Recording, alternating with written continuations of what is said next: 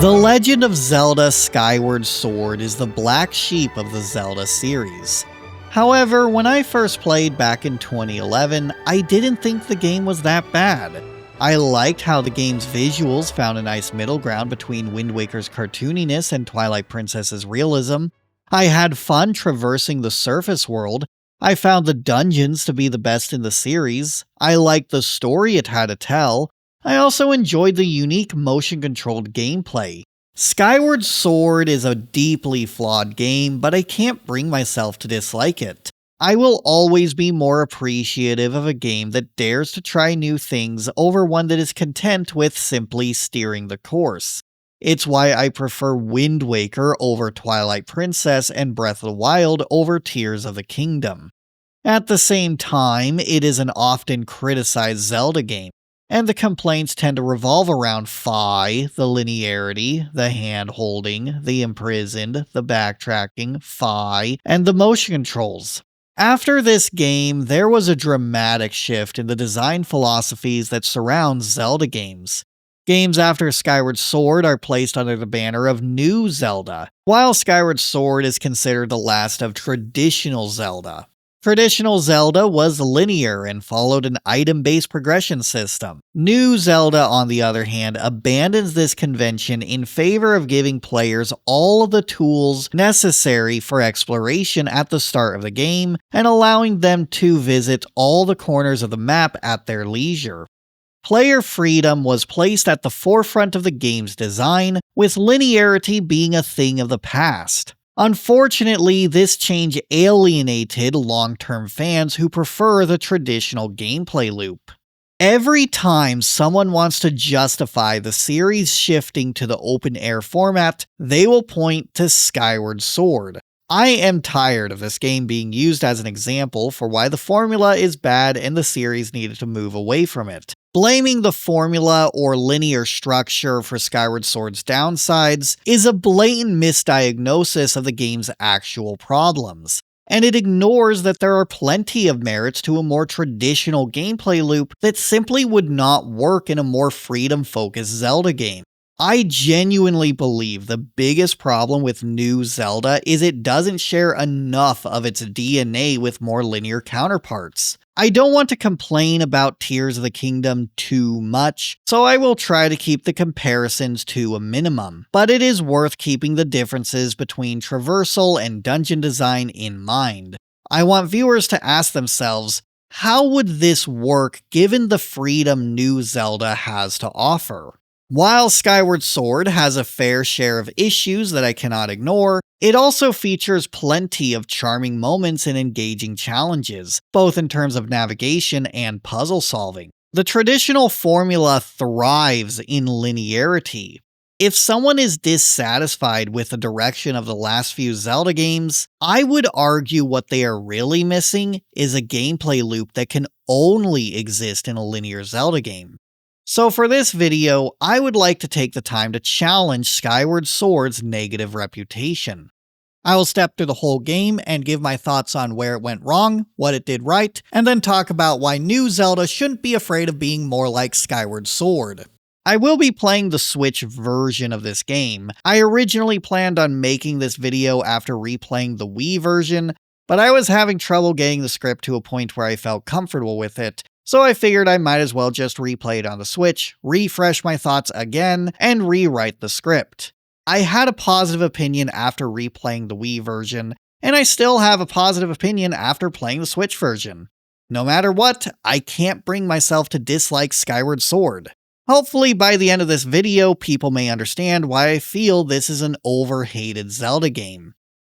Before delving into the game itself, I have a bit of a confession to make. I don't like the Wii. To me, the Wii era represents the start of Nintendo chasing intrusive gimmicks over substance, and the gimmick of that era was motion controls. To be fair, I like motion control when it comes to gyro aiming, which is arguably a carryover from Wii era motion control. I find it is difficult to make precise adjustments through the thumbstick, and it is easier for me to simply tilt the controller. Also, if it is for a minigame or a one-off puzzle, I can live with it. The apparatus shrines in Breath of the Wild are overhated. However, throughout the Wii era, motion controls was a gimmick that was tacked onto various games. When looking at the Wii's catalog, I find myself either unimpressed with the motion controls or felt it was a detriment to the overall experience. Donkey Kong Returns infamously had tilt and waggle controls that were so important that they were removed from the 3DS version in favor of traditional button controls instead. Mario Galaxy is a fantastic game, probably one of the best Mario platformers, but what did motion control add to it? You can collect star bits with a pointer, shoot star bits, and perform a spin jump that could have been mapped to another button. Not exactly something that wows me. Mario Kart Wii had tilt controls, and I did play the game with the Wii wheel when it originally released, but now I much prefer to use button controls in Mario Kart. I have no desire to go back to tilt controls. Funny enough, my favorite Wii game is Xenoblade Chronicles, which doesn't use motion control at all. I was not a fan of Nintendo's insistence that their games must integrate motion control, even though they rarely benefited from it. Motion control was exciting with Wii Sports and Wii Sports Resort, but this feature wasn't adding anything to the games. It was a gimmick, a fad, designed to draw people's attention. But like with any fad, the novelty is bound to wear off eventually. I speculate a big part of the reason why Skyward Sword is not remembered as fondly as other Zelda games is people were sick of motion controls by the time it finally released.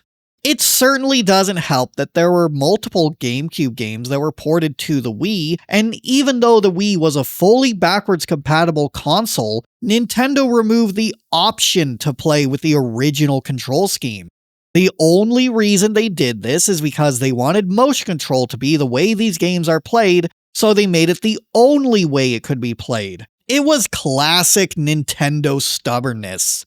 So when Skyward Sword was announced to be centered around motion controls, it wasn't unreasonable to assume that it would be tacked on in the same way that it was for Twilight Princess, Pikmin, Donkey Kong, and too many other Wii games. With that said, this is where I must go out on a limb to defend Skyward Sword. This is the one game where I can confidently say centering the gameplay around motion controls felt justified.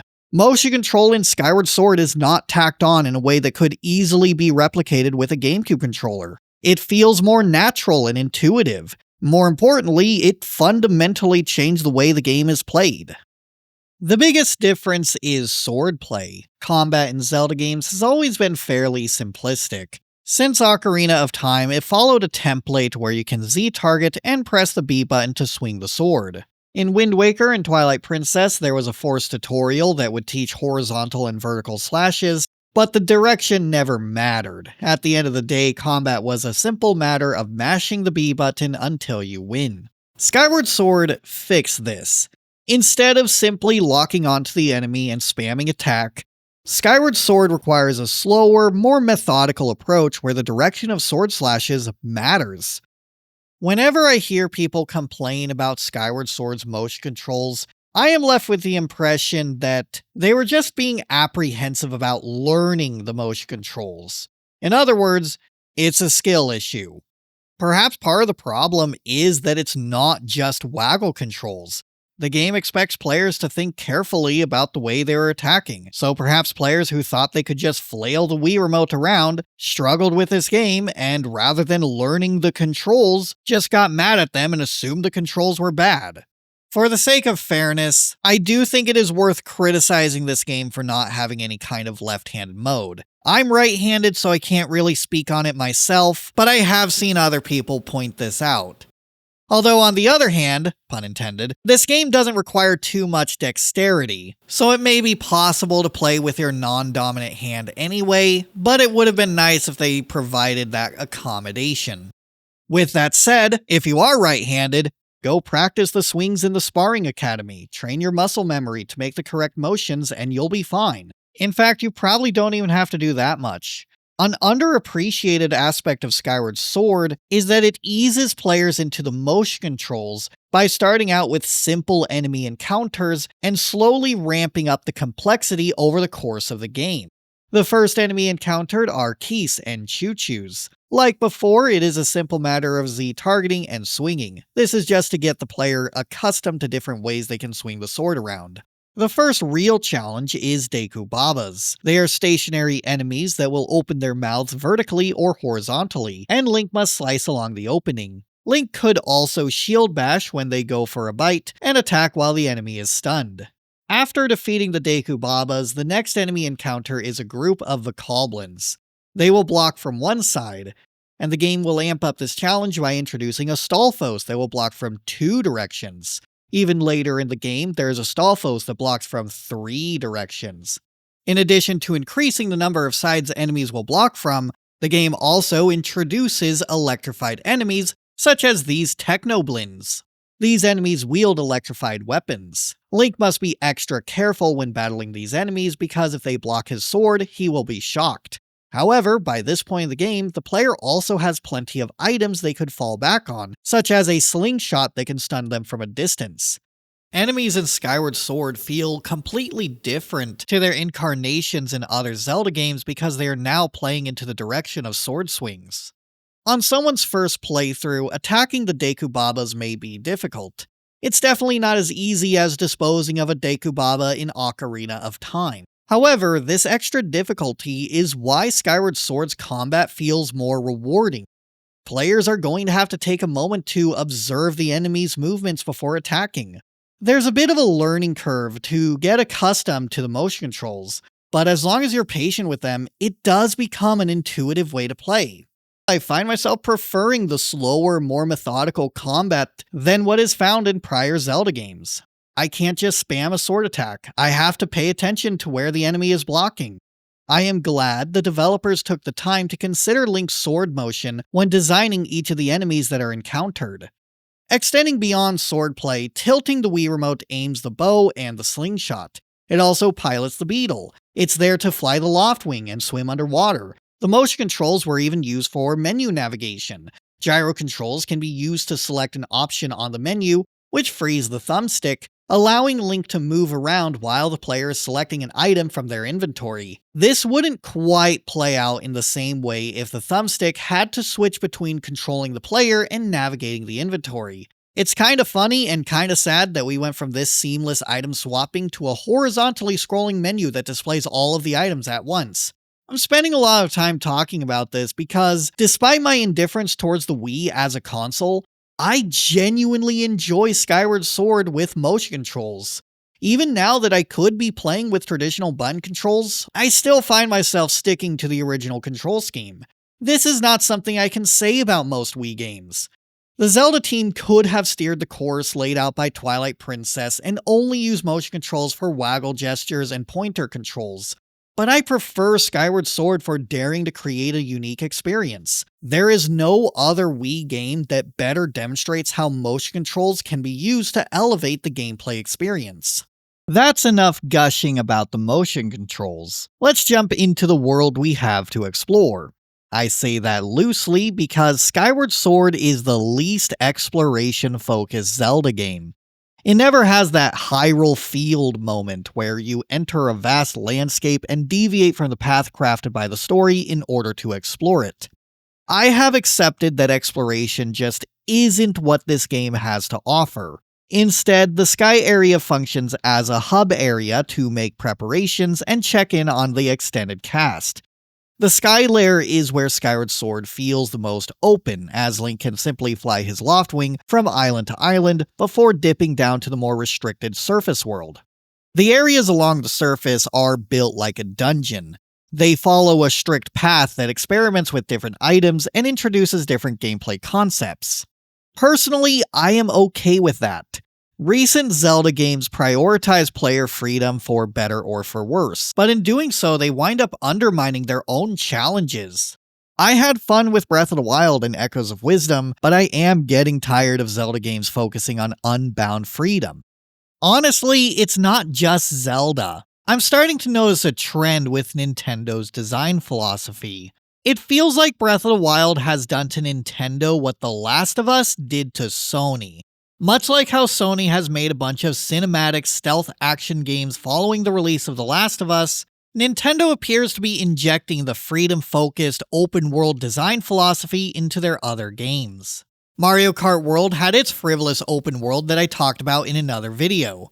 Metroid Prime Beyond added open area exploration and put some shrines in it. Donkey Kong Bonanza allows players to freely punch through terrain, so the levels aren't restrictive in any way.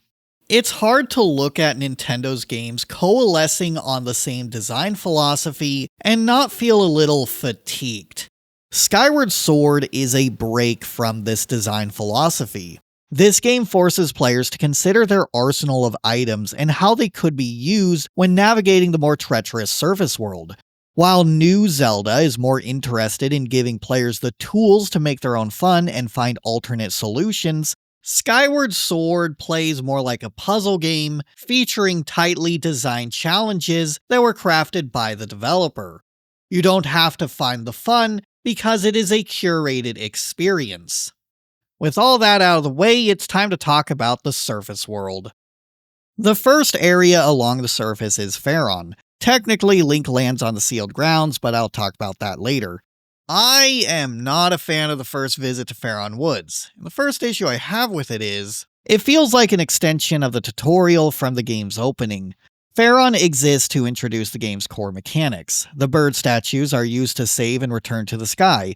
Goddess cubes are scattered around the game world, and when Link unleashes a Skyward Strike, they will unlock a chest in the sky. Skyward Sword also introduces a mechanic called dowsing. Link can point his sword in a general direction to find something. It's a helpful way of reorienting the player without completely giving away how to get to it. And in this area, Link needs to find the other Kikwis. Faron may not be as exciting as the other two regions, but it serves its purpose of being a safe space for players to get accustomed to the game's core mechanics. However, it feels a tad short. After finding the Kikwis, the dungeon is a short jaunt away through the forest. The main criticism I have with this area is, narratively, there isn't much of a justification for finding the Kikwis.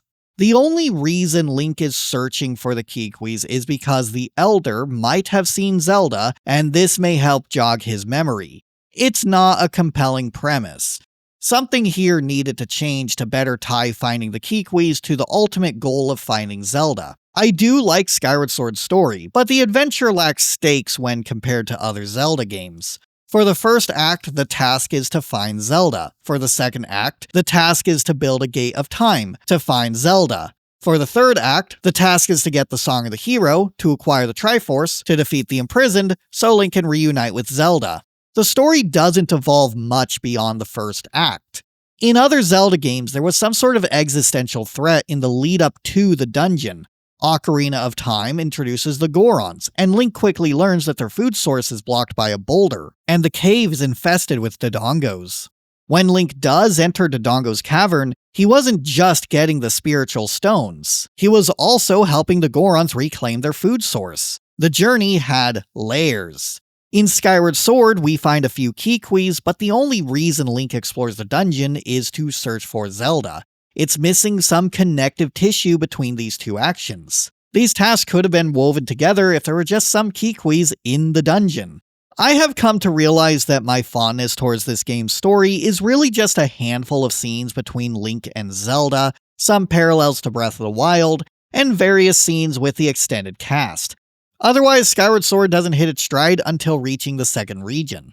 Without some other layer for why I should care about finding the Kikwis, this section feels like a detour before entering the actual dungeon. The first dungeon is Skyview Temple.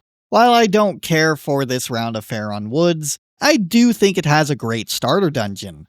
It starts with a spiral staircase with webs that can be cut or rolled through. At the end of the stairwell, there's a Deku Baba above a wall with vines. This helps teach the player that the slingshot doesn't just activate switches, it can also be used to stun enemies. Just because this game has a lot of hand-holding doesn't mean it's bad at teaching its own mechanics more naturalistically.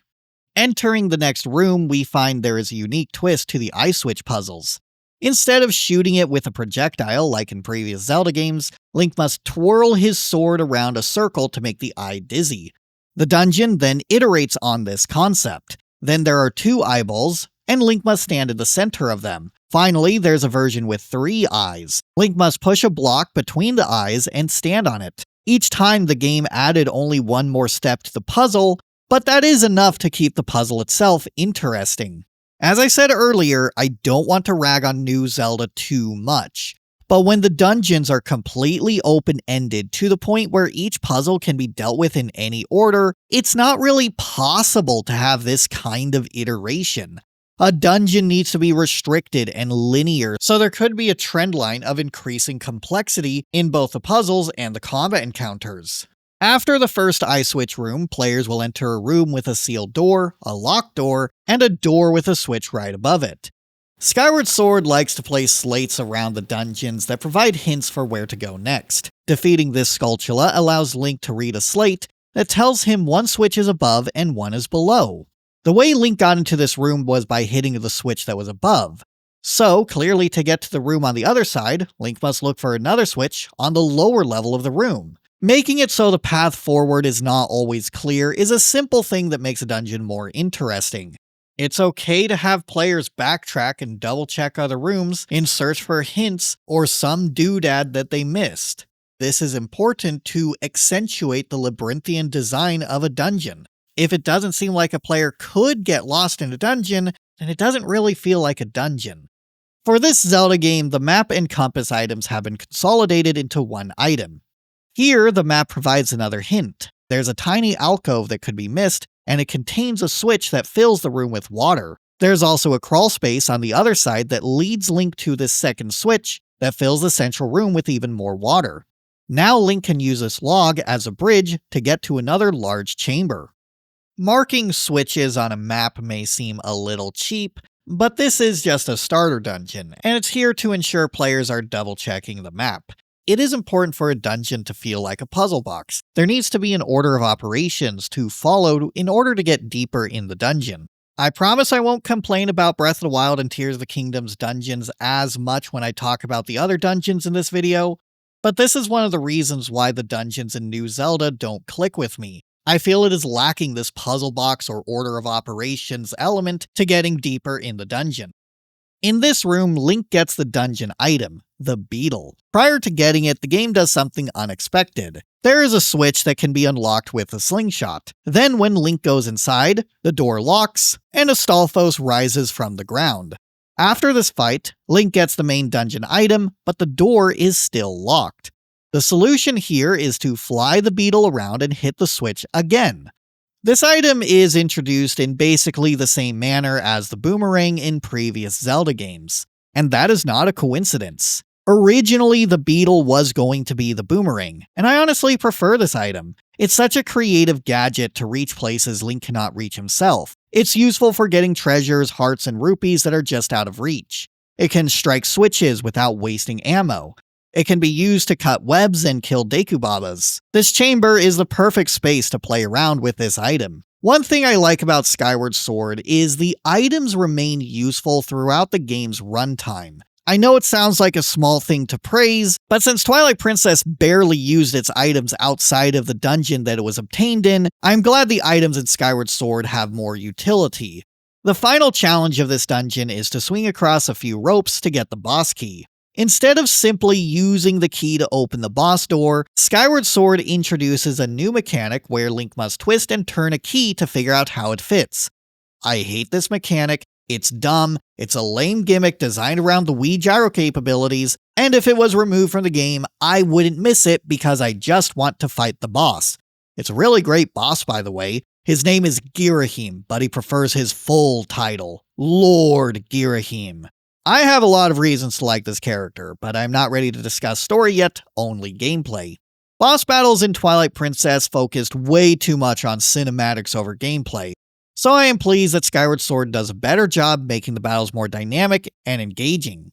Girahim is the first major test of skill. In the first phase of this battle, Girahim will attempt to grab Link's sword with his fingers, And the trick is to aim the sword on one side and then swing from the other direction, so Link's attacks aren't telegraphed.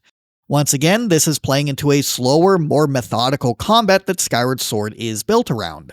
A cool detail is Girahim can actually grab Link's sword and swing it around for himself. If Link stands still, Girahim will slap him. How can someone dislike Skyward Sword when it gave us Girahim? After landing a few hits, Girahim gets more serious and pulls out a sword. During this second phase, he fights more aggressively. He will charge at Link, and this is a test of the player's ability to shield bash and dodge. He will shoot projectiles, and Link must slice along the direction of them. He will warp, and Link must carefully slice along the side that Girahim is not blocking. This is a surprisingly challenging boss fight, especially for the first boss in the game. At this difficulty, players are forced to learn the fundamentals of swordplay. Girahim is also a recurring villain. The next time he is encountered, Link will have become more powerful and the player will have gotten better at the game, but more on that later. During the second act, Link returns to Faron in search of one of the sacred flames. Since Skyward Sword has a lot of backtracking, I find it is better suited for delayed gratification. On some players' first time through this area, they may have noticed details such as goddess cubes that were outside of reach, a pond that had a peculiar depth, and a stone structure that seemed to be gating off an area. I believe exploration is more interesting when there are places the player can't go to without obtaining a key item first. Here, Link must complete a trial within the Faron Silent Realm to get the Water Dragon scale so he can dive into the pond and explore the interior of the tree. Even though Skyward Sword's exploration is railroaded and forced to follow the narrative, it does a great job keeping each region dense with content and varied. At first, Link was exploring the area around the tree, and now he gets to explore the tree itself. There are a lot of different set pieces packed within this region. Delayed gratification helps leave the feeling that there is always something new to discover when revisiting places along the surface world. Faron Woods may be small, but we have not exhausted all of the content that it has to offer. Since new Zelda games are freedom-focused, everything has this instant gratification to it, and I don't believe that makes for interesting exploration because I never feel compelled to revisit places I have already explored. I would rather there be mysteries that I have to revisit down the line. Part of the reason I'd enjoy Skyward Sword is there are times I need to leave a mental note of the area. For example, this stone gate. At the top of the tree, there is a Kikwi who tells Link the path of the sacred flame requires making the symbol on this wall whole.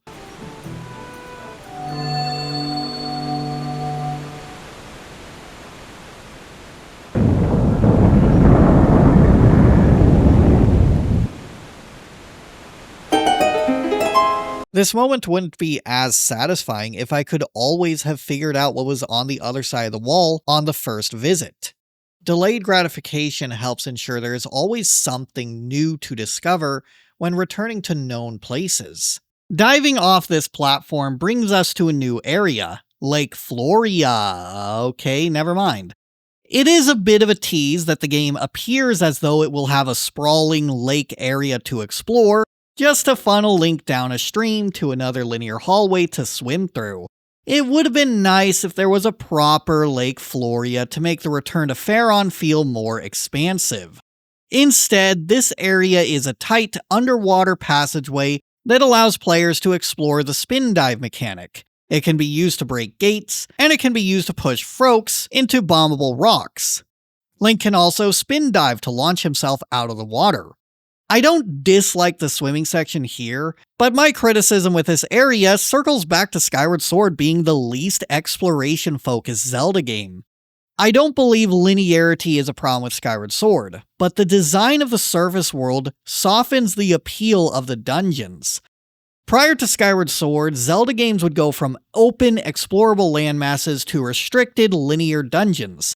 This helped the dungeons contrast more from the overworld. Skyward Sword, on the other hand, does not strike that balance. In this game, we're going from restricted linear passageways to linear restricted dungeons. The only break from this gameplay loop is in the Sky Layer. I think there is a point to be made that Ocarina of Time was a surprisingly open Zelda game, where there was a loose order to progression. Unfortunately, Wind Waker, Twilight Princess, and Skyward Sword became increasingly more linear and restrictive. With Skyward Sword especially, the restrictiveness is baked into the design of the environments. Part of the reason Breath of the Wild was such a great game when it originally released is because it broke this cycle. I think the ideal balance for freedom and restriction is the overworld needs to be free to explore, but the lead up to the dungeons and the dungeons themselves needs to be restrictive and linear. This is why this area would be better balanced if there was a more expansive Lake Floria. With that said, I do like the return to Faron right up until the moment where we meet the Water Dragon. The Water Dragon was attacked by Girahim, and she needs to bathe in sacred water to heal from her wounds. The sacred water is back at the Skyview Temple.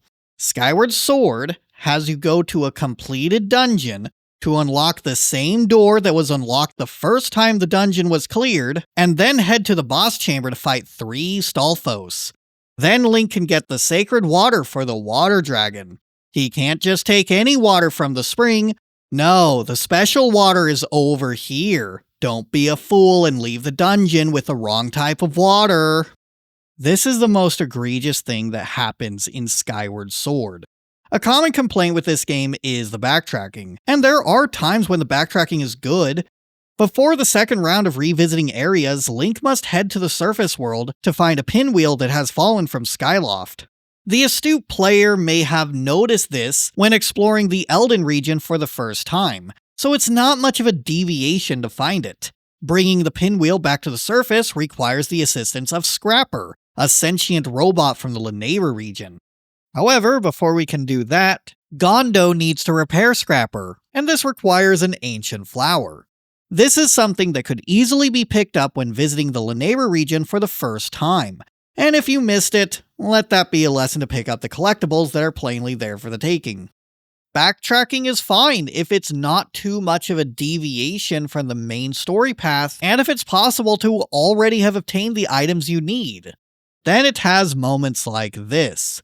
We're not exploring new rooms, we're not fighting new enemies, we're not engaging with a new challenge. We're just digging up a key and unlocking a door and getting some water.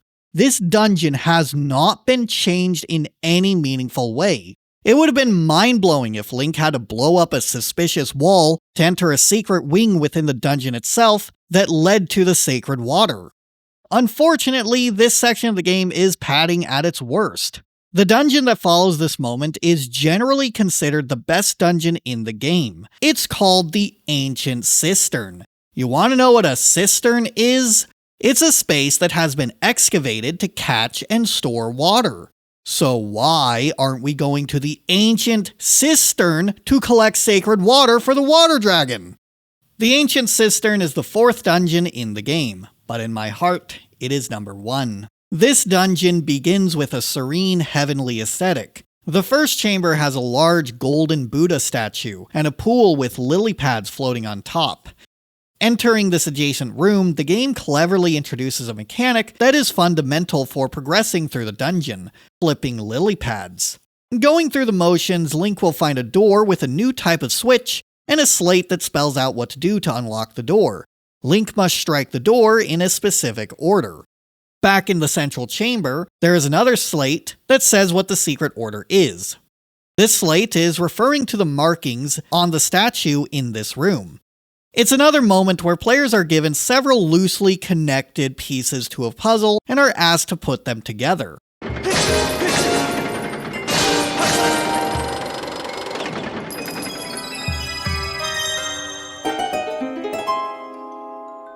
While writing this script, I was mulling over which game's dungeons I preferred, Twilight Princess or Skyward Sword.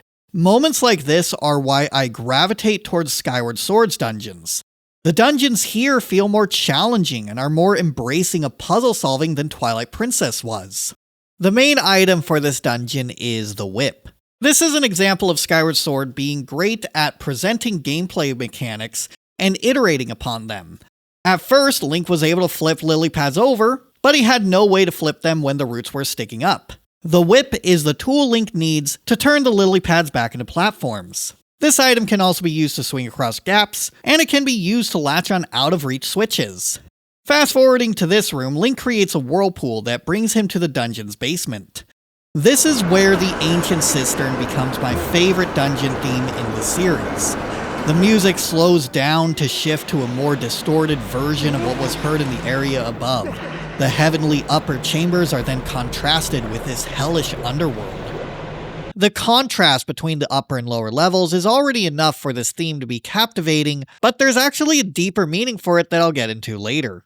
Behind these bars is a bokoblin with a twinkling object. There's no way to attack this enemy, but in a previous room, Link was able to use the whip to latch onto a switch that was also behind bars. Part of what makes a Zelda game interesting is what I like to call the aha moments, where the path forward isn't immediately clear, but the solution can be found after some trial and error, and perhaps the solution might even allude to other mechanics in the game. This isn't just a solution to get a key from this bokoblin. Some bokoblins have a horn that is used to summon enemies. Link can now use this whip to steal that horn and claim the treasure as his own. After opening this locked door, we get a glimpse of the boss key chest, and the next challenge becomes finding a way into this part of the dungeon. This once again involves the statue from the central chamber. There is a switch that lowers the statue's feet into the deepest parts of the ancient cistern, but it blocks the chest. Down here, there are cursed bokoblins who cower at the sight of the sacred shield, and there are reddish waters that curse Link, preventing him from taking out his sword. Heading further into the dungeon, Link will find there is this rope back to the surface. Once Link grabs on, the cursed bokoblins will climb after him. This entire dungeon is believed to be a reference to the Buddhist story known as the Spider's Thread. In that story, Buddha sees a sinner through a pond of lotus blossoms in the underworld. The sinner once spared a spider, and was given a single thread in order to climb out of the underworld. However, others took onto the rope, and the sinner tried shaking them off. The thread snapped, so he was cast back into the underworld. Selfishness is what doomed him to remain there. This explains so much about the dungeon. The golden figure in the center is meant to be Buddha. The lotus flower symbol around the dungeon are the blossoms in the story. But one thing I can't quite put my finger on is, what spider did Link spare? Because I have been killing spiders throughout this entire dungeon. Between the theming and the intricate design of the puzzles, Ancient Cistern is arguably one of the best dungeons in the series. Although, if there is one thing worth criticizing, I do wish this dungeon did a bit more to force me to strategize between the statue's position and my position within the dungeon. It feels like the statue is always right where it needs to be, or is about to be where it needs to be, so I don't really have to think too hard about raising and lowering the statue to get to different parts of the dungeon. It feels like this is supposed to be a bigger piece of getting through the dungeon than it actually is. The Ancient Cistern concludes with one of my favorite boss battles in the series. Entering the boss chamber, we find Girahim has been waiting for Link so he can tell him that he is too busy to fight him. He then brings to life an ancient automaton, Coloctus. Everything about this boss is incredible. Skyward Sword has a tendency to overuse the eyeball boss design, so I'm glad Coloctus has a more creative way of telegraphing the weak point. They shield a center of their chest, almost as though they are protecting something important, and when Link breaks the arms, the weak point is exposed. This opens up for Link to stab it. The first phase involves dodging the arms as they attack, and when they are stuck in the ground, Link can use the whip to rip them off. During the second phase, Coloctus pulls itself up from the ground and takes out 6 swords. The weak point is now blocked by a cage that cannot be broken by Link's own weapons. Instead, when Coloctus goes for an attack, Link must rip its arms off, and then use one of its swords to smash the cage open. Being able to use the boss's weapons against it is exhilarating. I cannot think of a better boss fight to conclude this dungeon, and I completely forgot about what annoyed me on the way to this dungeon. The third visit to Faron occurs during the Song of the Hero quest. Link must acquire a section of the Song of the Hero from each of the dragons. This quest can be completed in any order. Skyward Sword is the most linear Zelda game, but it is nice that it eventually breaks from linearity and allows players to pursue multiple objectives in tandem. I think if this occurred more often, people wouldn't complain as much about the linearity. During the final visit to Faron, the region has been flooded because the water dragon had a brilliant idea on how to get rid of the monsters. Just flood the entire forest. To be fair, it worked. After completing this mission, bokoblins no longer appear in Faron Woods, and the Kikwis can be found wandering around. The water dragon agrees to teach Link part of the Song of the Hero if they can collect tad tones. So a bunch of colorful fish are scattered across the map. I like collecting the tad tones. It's fitting to have a bunch of note-shaped collectibles that tie into a song quest. For some reason, this is a commonly disliked part of the game, and I don't mind it.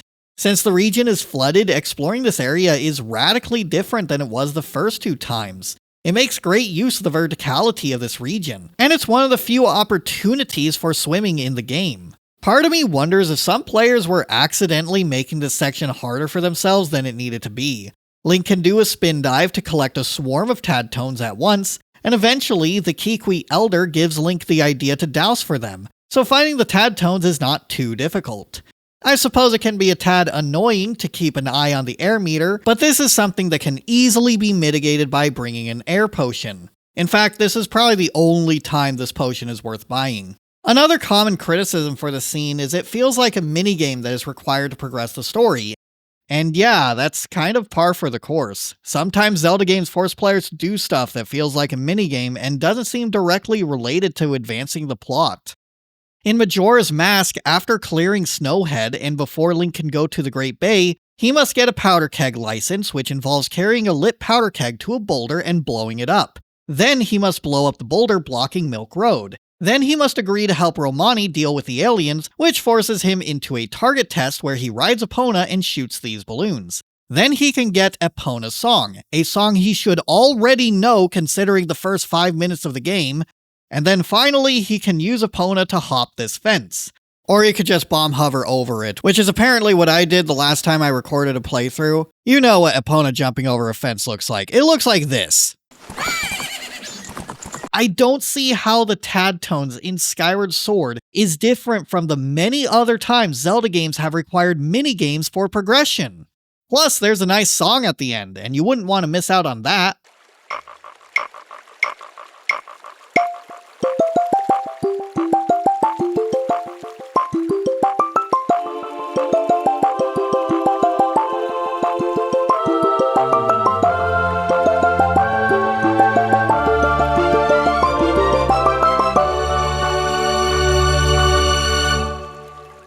It is unfortunate that the other 2 acts had so much baggage. There's a serviceable beginning that lacks narrative stakes, followed by a terrible decision to recycle a dungeon, and this culminates to Faron Woods being my least favorite region in Skyward Sword. It doesn't help that this region is coupled with another major point of contention, the Imprisoned. Part of the reason Faron is so short on the first visit is because it is also a part of the sealed grounds. Gameplay-wise, this location is a boss arena. The first time we get here, Link finds an evil permeating from the center. A monster called the Imprisoned has been sealed away at the foot of this temple, and that seal is weakening. Every time the story directs Link to Faron, the Imprisoned breaks free, and Link must reseal the beast. It is repetitive and it overstays its welcome. On the second visit to Faron, the old woman in the sealed grounds teaches Link the Ballad of the Goddess, and this is interrupted with the first battle with the Imprisoned. In a vacuum, each battle with the monster is quite good. The way this boss works is Link must break the toenails, so the Imprisoned falls to the ground, and then Link can strike the pillar on its head. Alternatively, they can ride a wind gust, and hop onto its head, and strike without knocking over the beast. It's always good to have multiple solutions to reach the weak point, and I find the design of this boss arena to be quite creative. The Imprisoned does not have a health bar. It is a battle of attrition. Link is limited by the amount of time it takes for the Imprisoned to reach the sealed temple, so the boss arena is built like a path to the sealed temple. Each subsequent battle with the Imprisoned will take this core concept for the boss battle and iterate upon it. On the third visit to Faron, Link constructs a second Gate of Time, and right before we can do anything with it, the Imprisoned is about to break free again. This prompts a second battle with the monster. It's mostly the same premise again, just a little more challenging since shockwaves come out of the feet as it walks around. Link will have to rely on the bow he acquired because it is dangerous to attack the toenails directly. If Link tries to jump on its head, he will be shaken off, so this is no longer an option. The Imprisoned can also climb the cliff face and scale towards the temple faster. When Link does knock it over, the arms will block the path, meaning Link must take a more circuitous route to reach the pillar. It is all around a more stressful fight. Luckily, Link has a little help from Groose. He constructed a contraption that shoots bombs that can stun the beast. This allows Link to attack the toenails directly. He can also use this as a chance to jump on the beast's head in order to strike the pillar like before. This is also the way to knock the beast off of the cliffs when it tries climbing. It's a simple but meaningful iteration on this boss fight. Honestly, the Imprisoned isn't even that much of a nuisance at this point. The problems with this boss don't start to emerge until the third encounter with them on the fourth visit to Faron. The final battle with the Imprisoned is during the Song of the Hero quest. A good recycled boss should at least come with the element of surprise. It's annoying that every chapter in Faron starts with "The Imprisoned is about to break free." Compare that to Girahim. This boss appears in multiple boss chambers, but isn't always the boss, so it's more surprising when it's actually time to fight him. It also helps that Girahim has his own personality, while the Imprisoned is just a mindless beast. With the Imprisoned, it stops being surprising and starts being an expected nuisance. The third and final battle begins just like it did during the second encounter with the boss, but with one major difference. The Imprisoned can now float towards the temple. Groose needs to shoot it down so Link can strike the pillar. Then it rises again, and there's a pile of rubble blocking the bomb stash. Groose gets the idea to launch Link directly onto the monster. It is a race to get from the bottom of the sealed grounds to Groose's catapult so he can be launched onto the head and strike the pillar before it reaches the temple. This is an exhilarating way of concluding the Imprisoned fights. But the issue is, the second and third encounters are so close to each other that both of them can occur within an hour of each other, and there's no easy way to ensure that they are spaced out better. I find the Imprisoned to be a boss that works better narratively than it does in gameplay, so let's talk about Groose. At first, Groose starts out as a typical high school bully / rival character. During the game's introduction, he is shown to be jealous of Link and Zelda's relationship, and he abducted Link's Loftwing because he wanted to be a part of the wing ceremony with Zelda. This plan failed, of course. As Link searches for Zelda on the surface, Groose wallows in sorrow in his room. At the start of the second act, Groose decides to jump down to the surface with Link in the funniest scene in the entire game.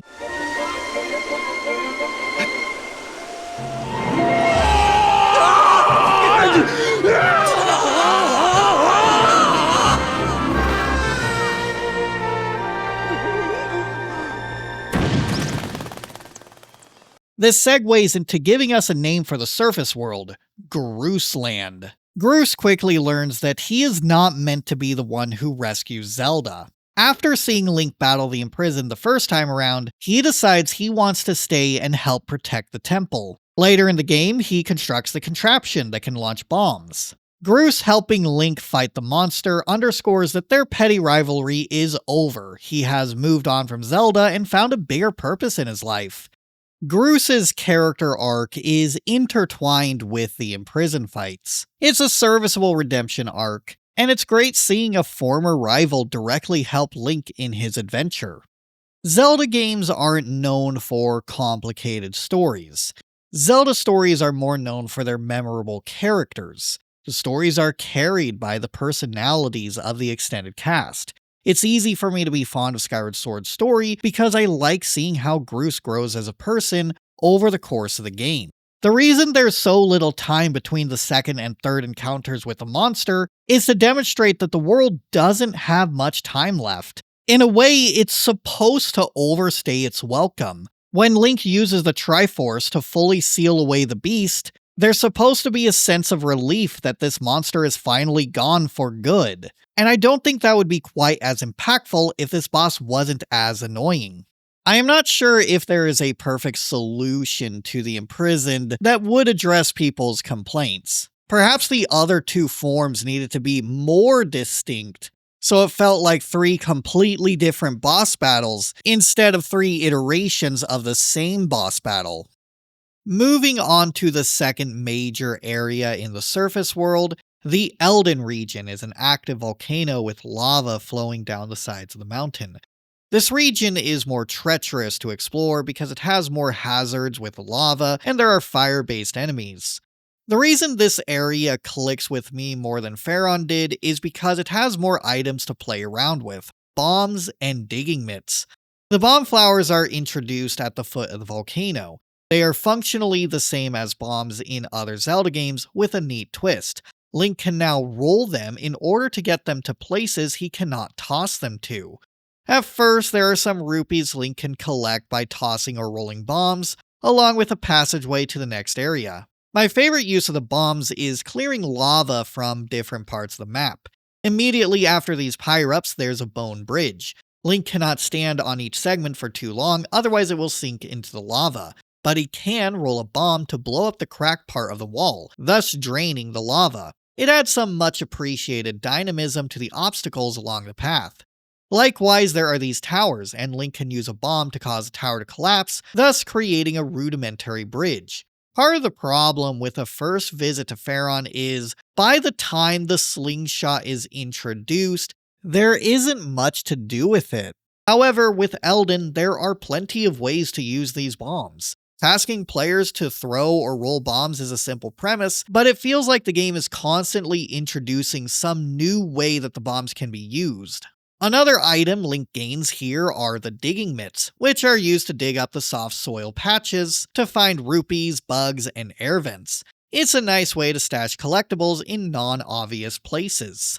There is also a creative moment where there is a spot of soft soil near the entrance of the Earth Temple that reveals an air vent. Link can roll a bomb to it to fly a bomb up to the destructible wall so he can claim a goddess chest. Once Link reaches the entrance to the Earth Temple, it is time to start looking for key shards.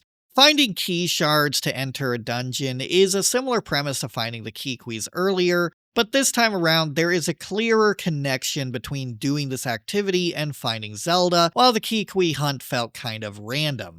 I also like how this region has a hidden rupee collecting minigame that's based on Minesweeper. Not good at Minesweeper. This whole area leaves a much better first impression than Faron did. Although, if there is one thing I must criticize, there is this bridge that has not been extended over the gap. Some players may start looking for a way to extend the bridge, just to realize they only needed to walk up to it. It almost feels like a vestigial feature from a time when Link had to do something to extend it. But aside from that detail, I always have fun going through Eldin the first time. The second dungeon is the Earth Temple. At the start, the beetle item has some interesting utility. Link must lower this drawbridge by cutting ropes. 2 of them can be cut with his sword, but the third is slightly out of reach. It's a good thing that the Skyview Temple demonstrated that ropes, strings, and vines can be cut with the beetle. Then Link must activate one of the bombs on the statue so he can balance on a ball through this dungeon. This is the main gimmick for how Link will traverse the area. It is an amusing means of crossing the lava. One of the benefits of more restrictive design is it allows for there to be more wacky solutions to traversal like we see here. Since this is both the first and last time we will see Link balance on a ball to cross lava pits, the Earth Temple feels a little more special, and it's a good thing when dungeons have unique elements that cannot be found elsewhere in the game. The item from this dungeon is the bomb bag. Link can refill it by plucking bomb flowers. It's such an obvious way to combine bomb flowers with a bomb bag that I'm surprised other games haven't done it. But then again, bomb flowers haven't been seen since Wind Waker. After getting the bomb bag, the dungeon is surprisingly short. All Link must do is make his way through a lava cave to circle around to this switch, which raises a stairwell into the next part of the dungeon. The final part of the dungeon has a slope with falling rocks Link must avoid. Then Link grabs the boss key and runs away from a boulder. The Earth Temple is a tad underwhelming. There isn't a new item, so the gameplay revolves around bombs like it did in the lead up to the dungeon, but I don't think that's necessarily the problem. It circles back to what I was saying earlier about Skyward Sword's environmental design softening the appeal of the dungeons. Outside of aesthetics, the Earth Temple doesn't feel much different than the lead up to the dungeon. It feels like a retread of the same gameplay loop from before. I like the dungeons in Zelda games, but maybe Skyward Sword was a bit too much dungeon. Entering the boss chamber, we find Girahim, and he wants Link to meet a friend of his. That boulder from before is Skaldera. The monster will try to chase Link, so he must drop a bomb when the flames cool off. Then Skaldera will inhale for a fire attack. This is the time to throw a bomb into its mouth, and then attack. The way I see it, Skaldera is just a better King Dodongo. King Dodongo in Ocarina of Time is a boring boss fight. It just rolls around the arena. When it inhales for an attack, Link must chuck a bomb down its throat. If you know what you're doing, this boss won't even get one attack off. Skaldera, on the other hand, has a key difference: a giant eyeball as the weakness. This means the player must attack a moving target, and the player may have to reposition Link to better strike the eye. This battle is also more dynamic than King Dodongo was. Later in the fight, it will grow legs and run past Link to roll backwards down the ramp. And since Skaldera has a lot of health, it is easy to run out of bombs during the fight. This forces Link to retreat to the top of the slope, and it does make him vulnerable to oncoming fire attacks as he refills his bomb bag. Players have to watch out while they are refilling. Meanwhile, in Ocarina of Time, you almost never have to go after the bomb flowers when fighting King Dodongo. I am glad Skaldera was able to take the premise for my least favorite boss in Ocarina of Time and make it something I enjoy fighting. The second time visiting Eldin will be near the latter half of the game. At this point, Link will have most of his equipment available to him. During the first visit, there was a cave that was too hot to be explored, but after clearing the Silent Realm, Link gains the Fire Dragon's earrings, which grants him the ability to survive hot areas, and he can no longer be engulfed in flames. This means the interior of the volcano is now accessible.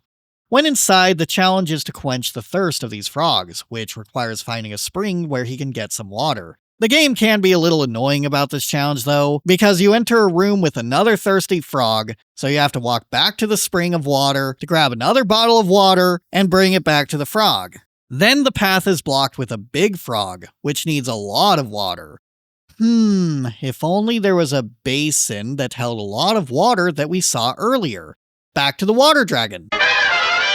It's a clever way of reintroducing an item from a previous point in the game. Everything in Skyward Sword has some significance to it. Of course, Skyward Sword finds a way to ruin what I can praise. Fi summons Scrapper and we bring the basin to Eldin. Then, Scrapper lands at the base of the volcano, not the summit. You're probably thinking, let's just go back to the sky and try again. After all, he can fly. No. This is an escort mission. Scrapper must be escorted up the mountain. Scrapper is also really dumb. If he is being attacked, he doesn't retreat. He just gets wailed on, and if Link doesn't rescue him in time, the mission starts over. Or at least it did in the Wii version. Now there are more reasonably spaced checkpoints. Regardless, the enemies do not respawn, so the only real penalty is making an annoying deviation from the main quest take even longer. This mission could be made easier by traveling up this wind vent and leaving Scrapper behind, so you can clear the enemies without him getting in the way. However, he will complain. Oh no, if only he could fly back to Link's location. No, seriously, the fact that Scrapper can fly makes this so much more irritating and contrived. He could ascend above the bokoblins, soar high above the sky, and land back in the crater of the volcano, and he just doesn't. Fi isn't completely innocent either. She could tell him to get back up to the sky and do it right. And if for some reason they were hell-bent on making us go through a scrapper escort mission, maybe, and this might be a crazy idea, but we should have escorted him to a place that he cannot fly to. Skyward Sword is weird. This game has simultaneously the best and worst ways to reuse environments in the series, but please tell me how the problem was linearity. In actuality, Skyward Sword's biggest issue is that it refuses to be short. There is a not insubstantial chunk of this game that could have been removed to improve the pacing, and we would not miss out on much. Just have Scrapper dump the water on the frog and allow us to go to the dungeon with none of this nonsense. The second to last dungeon is the Fire Sanctuary, and this is both a fantastic dungeon on its own right and a much needed palate cleanser for the previous nuisance. Visually, the Fire Sanctuary resembles a castle wedged between two mountains, and the aesthetics makes it feel like a natural extension to the Earth Temple from before. At the start of the dungeon, there are these plants that contain water, and they can be used to create platforms in the lava. Since Link does not have a ball to roll around, he must use these plants to traverse the lava flows. The Zelda team likes to describe these interactions as chemistry puzzles. They force players to think about how objects can combine with each other. One of the benefits of having limited movement options is it forces players to engage with these kinds of mechanics. I find these limitations encourage players to think outside the box and consider other solutions for navigation and overcoming obstacles. They can't just fall back on a powerful solution for traversal like in Tears of the Kingdom or in Echoes of Wisdom. Take this room for example. There's a chest behind a new obstacle that burns Link when he touches it. He can claw shot into the area to open the chest, but then he has no way of leaving. The player can start cleaning up the dust piles, and then they will learn that the molten rocks can be cleared with the gust bellows. It's a clever way that the game introduces a concept and nudges players towards a fixed solution. However, if there were a plethora of alternatives that allowed Link to circumvent this puzzle, the player might not have ever learned something like that. There's also this room immediately after with another thirsty frog. But this time, there is no way to pour a bottle of water from it. All we know is the plants at face level contain water. The solution isn't immediately clear. Players may accidentally stab one of these plants while fighting choo-choos and discover that it can latch onto the sword. Otherwise, it may take some trial and error to find out that the plant can be tossed into the frog. It's another one of those aha moments that are important for puzzle solving to be satisfying. This room also inadvertently teaches players how to defeat the mini-boss. Earlier in the dungeon, Link encountered a hand made of lava called Magmanos, but it was invulnerable at the time. However, Link has used water plants to cool lava, and the player just found a way to throw water plants. To make Magmanos vulnerable, all the player must do is stab a water fruit to get it on the sword, and then throw it at the hand to cool it off, and then smash it. Considering the context of New Zelda, how would this work in a game where everything can be picked up and effortlessly transported with Ultra Hand? I want better dungeons for the next Zelda game as much as anyone else, but the more I compare Skyward Sword to New Zelda, the more I feel this design philosophy of flexible solutions is at odds from what makes an intricate and compelling dungeon. It's not really possible to build a dungeon that introduces a simple gameplay concept and iterates upon it in a game where the abilities are so powerful that players can ignore the dungeon's central premise and they can get through the whole dungeon without learning anything about the game's core mechanics. This dungeon is not over yet. After defeating Magmanos, Link obtains the Mogma Mitts, which is a souped-up version of the digging mitts that allow him to dig underground. Unfortunately, this is one of the few items that don't have much utility beyond the dungeon. There simply aren't a whole lot of opportunities to completely burrow, so what's seen in this dungeon is all the game does with this item. Don't get me wrong, I do think it is really funny that Skyward Sword did more with digging than the game that turned Link into a wolf. The digging mitts can be used to get rupees underground, sometimes there's a monster to fight, and before getting the boss key, there's an interesting puzzle where Link must activate switches in the order that is denoted by the wings on the torches. This dungeon does a good job playing around with the Mogomits, but when compared to the other items in the game, this one just doesn't get to spend much time in the spotlight. At the end of the dungeon, the player will make their way to the Bridge of Decision, and this is one of the lamer puzzles in the game. The solution to the puzzle is explained by a Mogma that is met near the beginning of the dungeon. Gold simply tells Link to take a leap of faith towards the statue whose eyes are closed. Otherwise, it's a 50-50 chance to fall in the right direction. It's just not particularly interesting to have players be told the solution to a puzzle, and I would have preferred this riddle to be provided elsewhere. Entering the boss chamber, we find Girahim again. This battle plays out similarly to before. He will try to grab Link's sword, so Link must strike from the opposite direction of Girahim's hand. In the second phase, Girahim attacks faster, and he uses 2 swords. This makes for a tougher fight, and while Girahim is stronger, so is Link. At this point in the game, the sword has been strengthened by the Sacred Flames, allowing it to swing faster and cut more effectively. Furthermore, you, as a player, should have more mastery over the controls than before. Part of the reason Girahim is a good recurring boss is because he serves as a skill check to demonstrate how much better the player has gotten at the game. The Imprisoned is a recurring boss that is easy to hate, but on the opposite end of the spectrum, there's Girahim, which is a great recycled boss. Not only is it a skill check, I also like Girahim's presence throughout the story, but it'll be easier to talk about that later.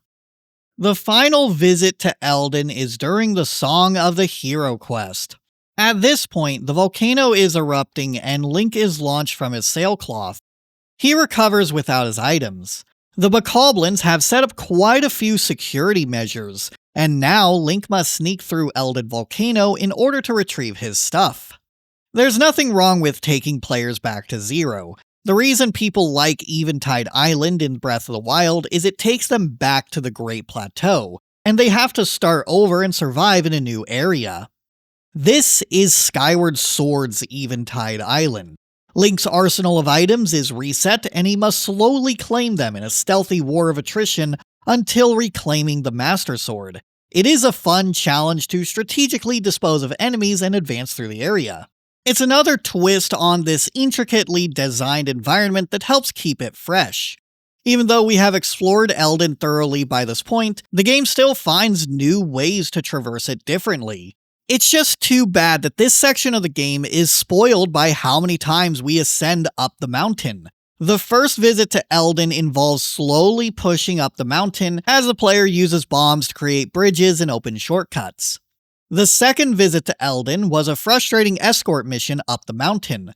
The third visit to Eldin is another slow climb up the mountain. It's a good premise for finding the next dragon, but the game overuses it to the point where it's no longer as impactful. This is all the more reason that we should not have had a mission where we escort Scrapper. Another flaw with this area is no one likes stealth missions that automatically fail the player when they break out of stealth. If you are caught by a Bokoblin, they will launch a boulder at Link, which means that he could also just move out of the way, but instead he gets reset back to a previous checkpoint. The Silent Realms that I'll talk about later work much better as stealth sections because they do not immediately fail the player when they break out of stealth. They have a chance to recover and continue sneaking around. So it would have been nice to see that here as well. The boulder could have just been another hazard that Link had to avoid. When Link gets inside the volcano, he can find the Master Sword. Question: how?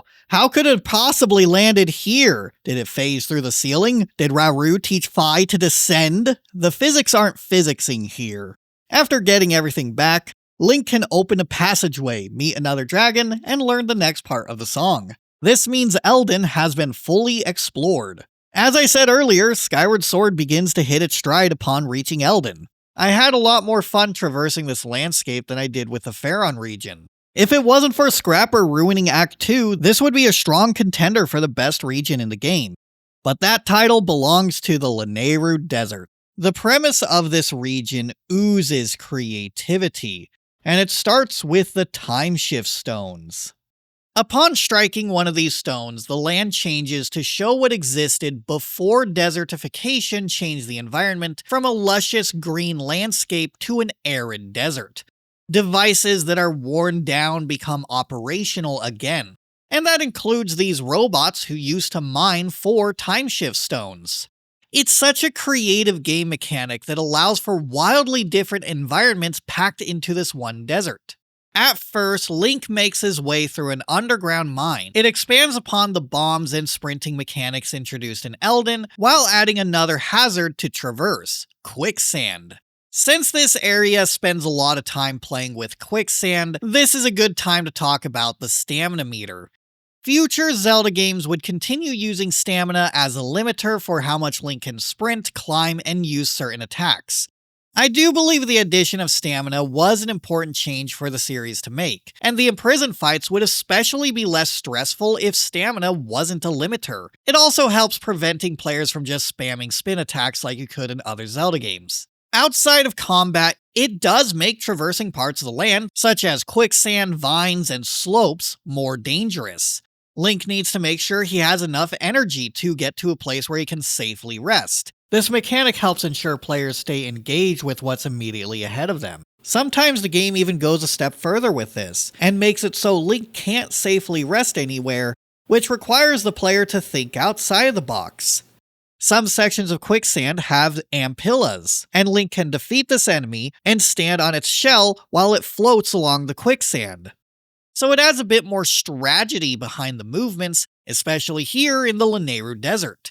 Plus, the environments aren't big enough for it to feel necessary to sprint indefinitely, so I don't think endlessly sprinting would have mattered in the long run. The only real issue with the stamina wheel is there's no means of upgrading it.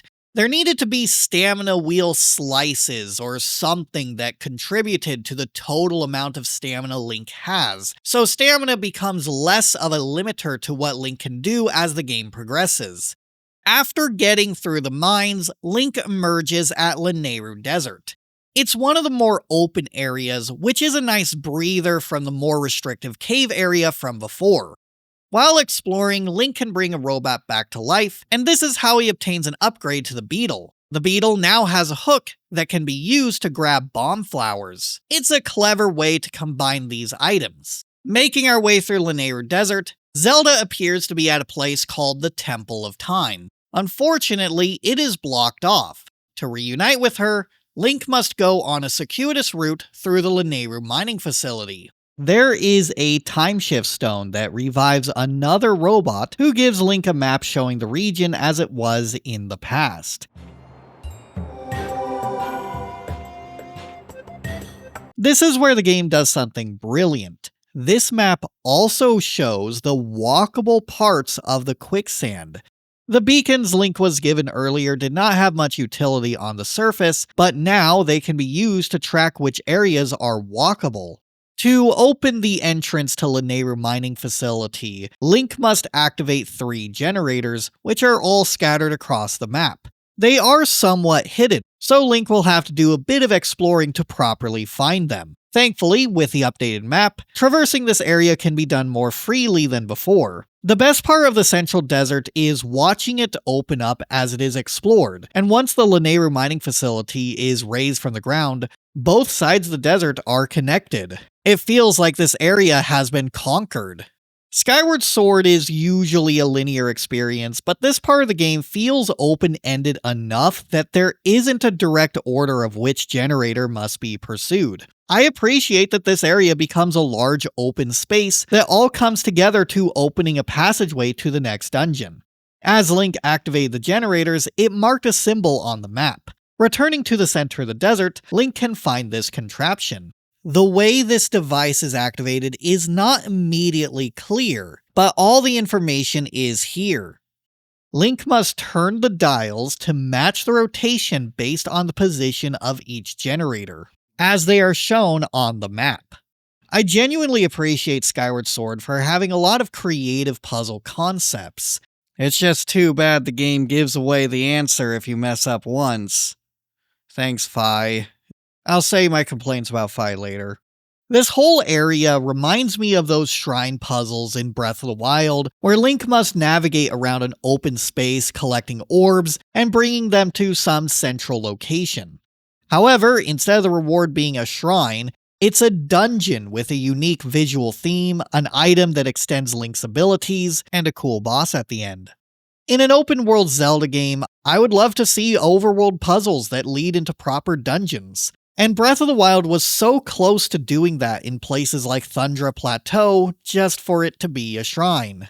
I feel the need to bring this up because it's kind of ironic that the most linear Zelda game has a section that demonstrates how an open, explorable area can synthesize with traditional dungeon crawling. An area like Lanayru fundamentally does not work in New Zelda. Locations with quicksand are rendered a non-issue when Link can build a hoverbike and fly over it. Rubble doesn't impede Link's path when he can just climb over it and glide to the other side, or he could just Ultra Hand the problem away.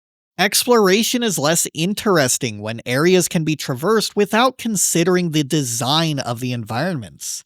I adore how much Skyward Sword forces me to stop and consider my approach. To me, a Zelda game needs restrictions because part of the fun is navigating those more restrictive areas. I understand Skyward Sword is an easy Zelda game to hate, but doing the opposite of Skyward Sword doesn't mean you're making a good game. It just means your game has the opposite problems. The third dungeon is Lanayru Mining Facility. The central mechanic of the Lanayru Desert is exploring the past and present, and this theme carries over to the dungeon. At first, the mining facility is withered by time, infested with monsters, and flooded with sand. Upon striking a timeshift stone, we can see bits and pieces of this facility be brought back to life, and get a glimpse of its operations in its heyday. It's another moment where the timeshift mechanic truly shines. Everything Skyward Sword has introduced in the Lanayru region comes together in this dungeon. There's quicksand in the lobby, and Link must use a beetle to drop a bomb into a basket to make a platform. In a later room, there's another bomb to destroy some crates that are blocking a ladder. This dungeon even finds another creative way to have players engage with the stamina system. When running on this conveyor belt, Link must sprint in order to gain distance, so he has to maneuver into the stamina fruits to refill the stamina meter while avoiding these obstacles. Even the idea of looking at the map to find walkable parts of quicksand is reincorporated. This whole sand section is walkable, but it doesn't look like it at first. Players will have to double check their map to see where they can actually stand, and this time around, it's even more challenging because Link cannot place beacons while in dungeons. For the sake of not sounding like I am contradicting what I said about the Earth Temple, even though this area reincorporates a lot of the lessons learned in the Lanayru region, it had a better balance between an explorable overworld and a restricted dungeon. Of course, it also helps to have a unique item to play around with. The main item in this dungeon is the Gust Bellows, which endlessly blows a gust of air. It's a silly premise for an item, but it is used effectively throughout the game. Small creatures can be blown around, making this a helpful way to deal with electric keys without being zapped. There are also these large pufferfish creatures called Froaks, and they can be blown into breakable obstacles to clear a path. Additionally, it can blow away dust that has piled up to clear obstacles. There are also special devices and pinwheels that require a Gust Bellows to activate.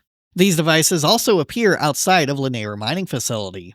For a silly item with an oddly specific function, the game does a surprisingly good job finding uses for it.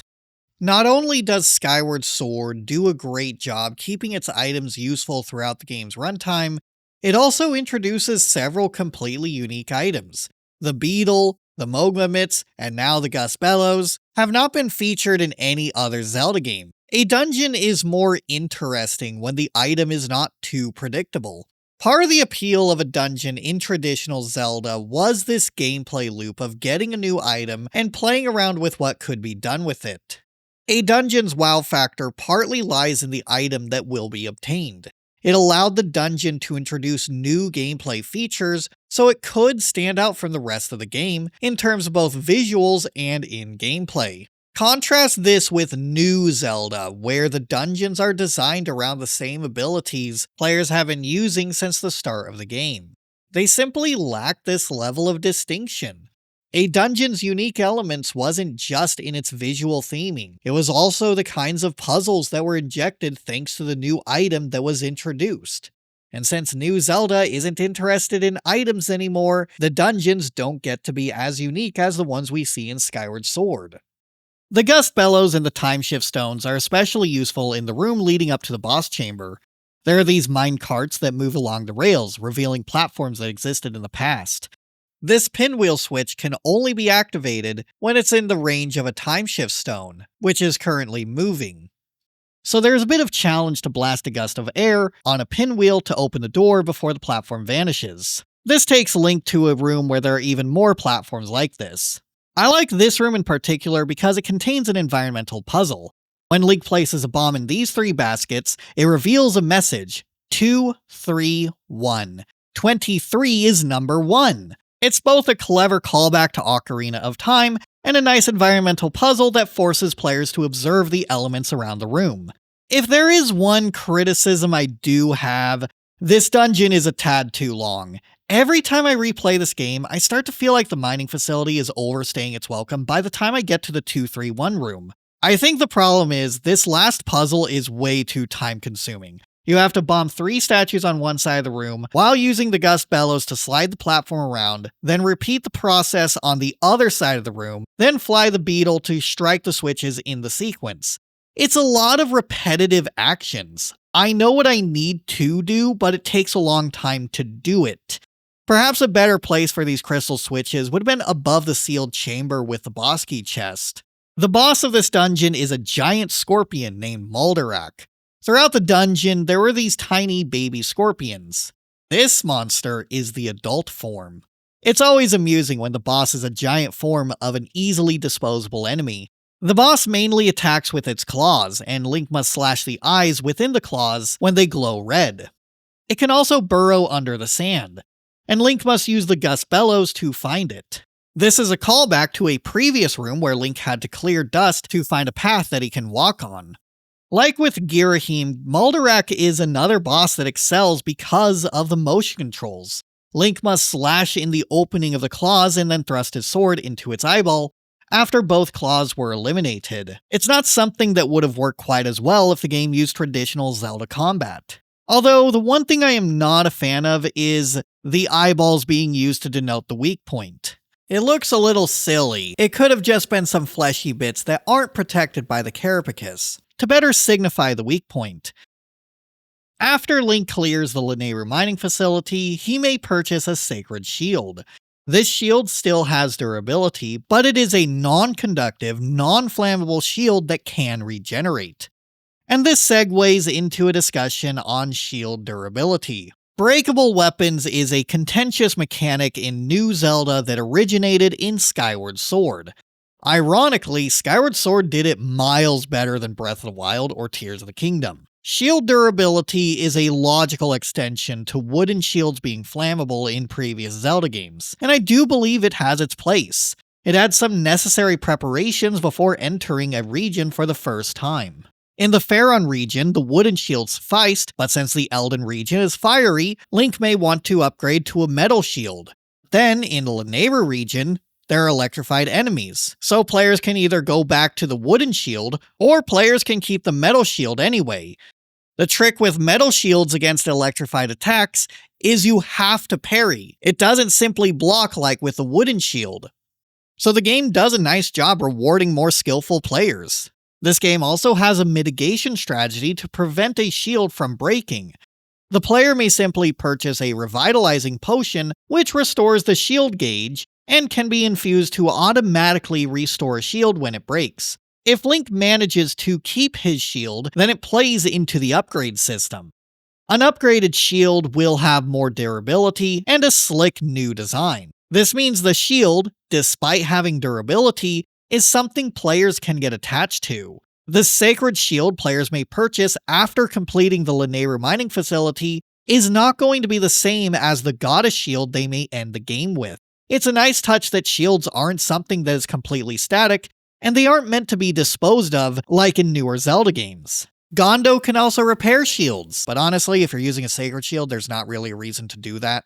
Whenever I play Skyward Sword, I don't find shield durability to be as much of a nuisance as breakable weapons are in Breath of the Wild. I think weapon breaking in New Zelda would work better if it was handled like shields in Skyward Sword. Add a logical way to repair weapons, make it so they last longer, show a durability meter, add a way to upgrade weapons if you manage to hold on to them. A new weapon and shield should be considered a major item, and I don't like it when they can just be discarded after too much durability is used. When weapons break in Breath of the Wild, it constantly signals to me that everything is trash, everything's meant to be discarded, and I shouldn't care about any of the weapons I'm picking up.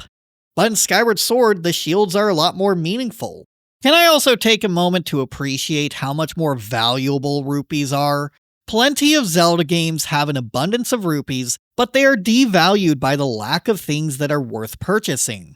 This is what I like to call the rupee problem. Skyward Sword has the best solution to this problem, and it's all centered around the bazaar. One of these shops is run by a character named Rupin. He sells disposable items like arrows, bombs, slingshot seeds, and shields. If Link requires more ammunition, he may also purchase an additional quiver, shield satchel, or bomb bag. These items can then be brought to Gondo to be upgraded. Then there's the potion shop, operated by Love and Birdie. I found myself returning to this potion shop a lot more often than potion shops in other Zelda games, and part of the reason for that was hero mode. Skyward Sword is the first Zelda game to feature a hero mode, where hearts do not spawn naturally, and enemies do double damage. This forces players to rely more on health potions, guardian potions, and revitalizing potions. It's too bad hero mode cannot be played from the start though. You have to beat the game first, which isn't helpful for people who want the extra challenge and don't have a completed save file. And of course this wasn't fixed in the Switch version. Regardless, even without hero mode, Skyward Sword gives players plenty of stuff to spend rupees on. The rupee problem has two sides to it though. Not having a whole lot of stuff to spend rupees on is only the first half of the problem. The second half is all the treasure chests that are filled with rupees that you don't need. Skyward Sword greatly diversifies the number of collectibles by adding treasures. Now, a sizable portion of those chests contain treasures that can be used to upgrade Link's equipment. The question, should I go get that chest, quickly becomes yes when it may contain something used to get a tough beetle, the sacred bow, the goddess shield, a bigger bomb bag, or a bigger bug net. I don't want to give Skyward Sword too much credit for this because technically it did originate in Phantom Hourglass, but it is still a worthwhile improvement to the way collectibles were handled in previous Zelda games. It doesn't feel like the game is constantly throwing rupees at me while giving me nothing to spend them on, so the collectibles overall feel more balanced than they do in previous Zelda games. So I know I just went on a tangent, and it may seem like I am just stalling because the search for the Sacred Flame has been a lousy section of the game when revisiting Eldin and Faron, but Lanayru is the one exception. I like finding the Sacred Flame here. The reward for completing this area's Silent Realm are the double claw shots. I'm glad Skyward Sword gives both claw shots at once, so the unique nature of this item can be explored as soon as it is given to the player, unlike Twilight Princess, which waited until the tail end of the game. The double claw shots can be used to get to the Lanayru Sand Sea, which was once a water sea. Sailing across the Sand Sea is where Skyward Sword gets to feel the most open, and each island has its own unique gimmick. It sort of demonstrates that Skyward Sword just needed moments with larger, unrestricted areas to break from the otherwise linear design of the surface world. It's why Faron needed a proper Lake Floria, and why Eldin needed a longer series of caves before reaching the Fire Sanctuary. I do like the creative ways this game recycles existing landmasses, but sometimes it does feel like it is spreading itself a little too thin and retreading the same ground too much.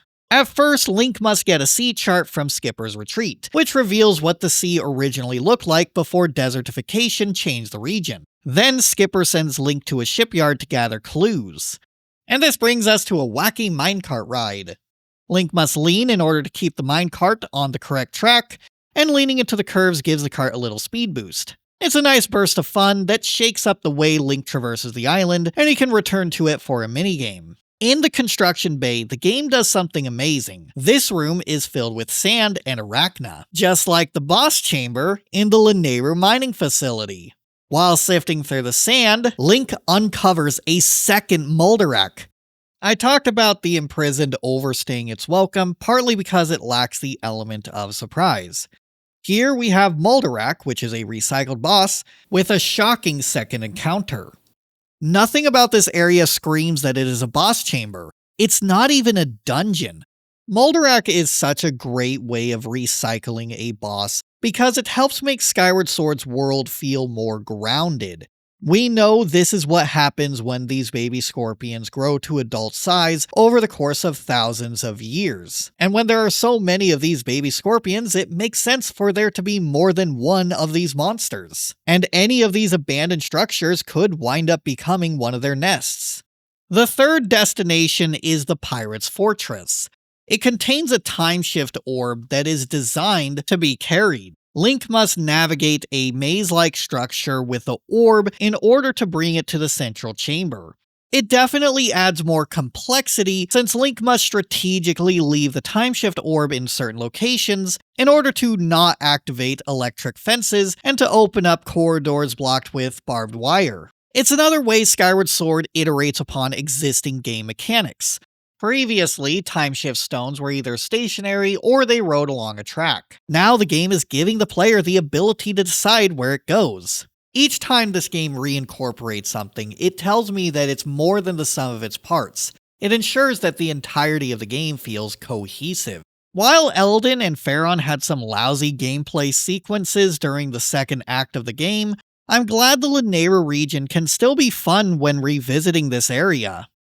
My only gripe is it is way too railroaded. The only reason Link visits these islands is because Skipper told him to. A good linear game should at least have the illusion of player choice. I want to feel like the reason I visited the islands is because I wanted to, but when there's this other NPC character who is calling the shots, it doesn't feel like I have the agency to make my own decisions. If Ancient Cistern is generally considered the best dungeon in the game, the fifth dungeon is a strong contender for second best. Entering the Sandship starts with a bit of a subversion. A lot of the dungeons took place underground with a stairwell leading to it. This time Link is climbing a ladder to board a ship, so it doesn't feel like a dungeon in the same way the others did. When I first played the game back in 2011, it didn't even occur to me that I was entering a dungeon. It's such a natural extension to the previous sections. Part of the reason I like this dungeon is because of Wind Waker. That game had a ghost ship sailing around the Great Sea, but it's only one room. I always felt like this premise was too cool to not be a dungeon. So I'm glad Skyward Sword can realize a ship-based dungeon. Furthermore, everything Link was doing in the lead up to the dungeon matters in the dungeon itself. The lead up to the dungeon tells a story about how Skipper was once the captain of the Sandship, which protects one of the sacred flames. His ship was stolen by pirates. Skipper enlists Link's help in finding the lost ship. In Skipper's retreat, we see a portrait of the Sandship's original crew. This isn't just a mission of getting the sacred flame. Link is also helping Skipper reclaim the Sandship and rescue his crew. This dungeon has a lot more depth than we see out of the typical Skyward Sword dungeon. The crew members are all trapped in the brig, and they tell Link that he needs to shut down the engines so they can make their escape. The mini-boss of this dungeon is Skervo. This is the pirate who stole the ship from Skipper and commanded the ship to this day. Link must knock him overboard. It's a fun fight, albeit kind of easy. Nevertheless, it's still surprising to see this level of world building in a Zelda game. Sometimes you encounter a mini-boss and it's just that, a mini-boss within the dungeon. If you come back to the Sandship after completing the dungeon, you can actually find the Bokoblin pirates have been stowed away in the brig, and the crew roam the ship freely. There are layers to this journey. The Sacred Flame is just a MacGuffin that brings Link to this location, but there is another, bigger reason to care about the Sandship. On top of having this compelling story, the gameplay of the dungeon is also great. The focal point of this dungeon is using this time shift stone to change the state of the ship so Link can get to the generators in the other rooms. In the Lanayru mining facility, time shift stones were contained to one room at a time. The twist here is this one switch changes the state of the entire ship, and it can even be hit from beneath the deck. Fi does provide a hint for this, and I know the game is criticized a lot for handholding, but I do think it is a little more defensible here. It is easy for players to think the above deck and below deck are completely separate, and Fi is just saying that is not the case. There's overbearing hints like telling players that a boss door is a boss door, and then there's helpful hints like this one. Knowing where the time shift stone can be hit from does not take away from the dungeon's central premise. There's still a challenge that involves switching the state of the ship while navigating its rooms. The conclusion of this dungeon is a bit weird. Link enters the engine room, and then it is abruptly attacked by a monster. It is strange to me because this beast was never foreshadowed at any point, so it does feel like it is coming out of nowhere. But I suppose that is the point. Gameplay-wise, it does make for another interesting twist. The engine room is not the boss chamber. The entire ship is. The boss battle begins with tentacles piercing the hull of the ship and water flooding it. Link can use the Skyward Strike or the bow to clear a path forward as he rushes to the deck. When emerging, we see the beast and it looks like the costume Boo wore in Monsters, Inc. Okay, sure, it has one eyeball instead of two, but that's where the differences end. I like the boss fight, I just don't like the design. The Leviathan's tentacles burst through the ship's deck, and Link must slice them with a Skyward Strike like before. When the monster emerges, Link must shoot the eye with an arrow. Part of the reason I don't like the design is the eyeball. It's an uncreative way of signaling which part of the monster's body is the weak point. I'm not sure what they could have done here in particular, but between this, Scaldera, Maldorak, and an upcoming boss I will talk about later, it is too much eyeball. One idea that might have worked would be to have Link toss a bomb into its mouth and then attack the tongue. Anyway, after hitting the eye enough times, the monster breaks the lower deck, forcing Link to retreat to the upper area while dodging a few barrels. During the second phase, the hair tentacles attack. Link must quickly slice through the onslaught of tentacles, and then go after the eye again. It's a fun boss fight. I just wish the design didn't remind me of Monsters, Inc. It was a good film, did not care for the sequel. And no, I won't elaborate. I just want to talk about the Song of the Hero quest now. The final visit to Lanayru continues the trend of this being the best region in the game. When searching for the Thunder Dragon, this region has a new area to explore. As I said earlier, I like how creatively Skyward Sword repurposes existing areas, but sometimes it did feel like it was spreading itself a little too thin. So I'm glad the Lanayru region can avoid having that issue. When finding the Song of the Hero, we find out that the other two dragons were alive and well, but upon arriving at Lanayru Gorge, we find the skeletal remains of the Thunder Dragon. As players have likely learned by now, skeletons can be brought to life using time shift stones. Upon delivering a time shift stone, we find out that the Thunder Dragon has fallen ill, and he will soon die from his sickness. The robots were trying to grow a tree of life, which bears a fruit that can cure his illness.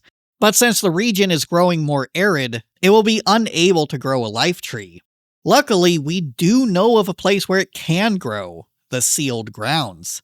Of course, we can't wait for it to grow in our time, so it must be planted in the past. This is one of my favorite moments of Skyward Sword reusing its older regions.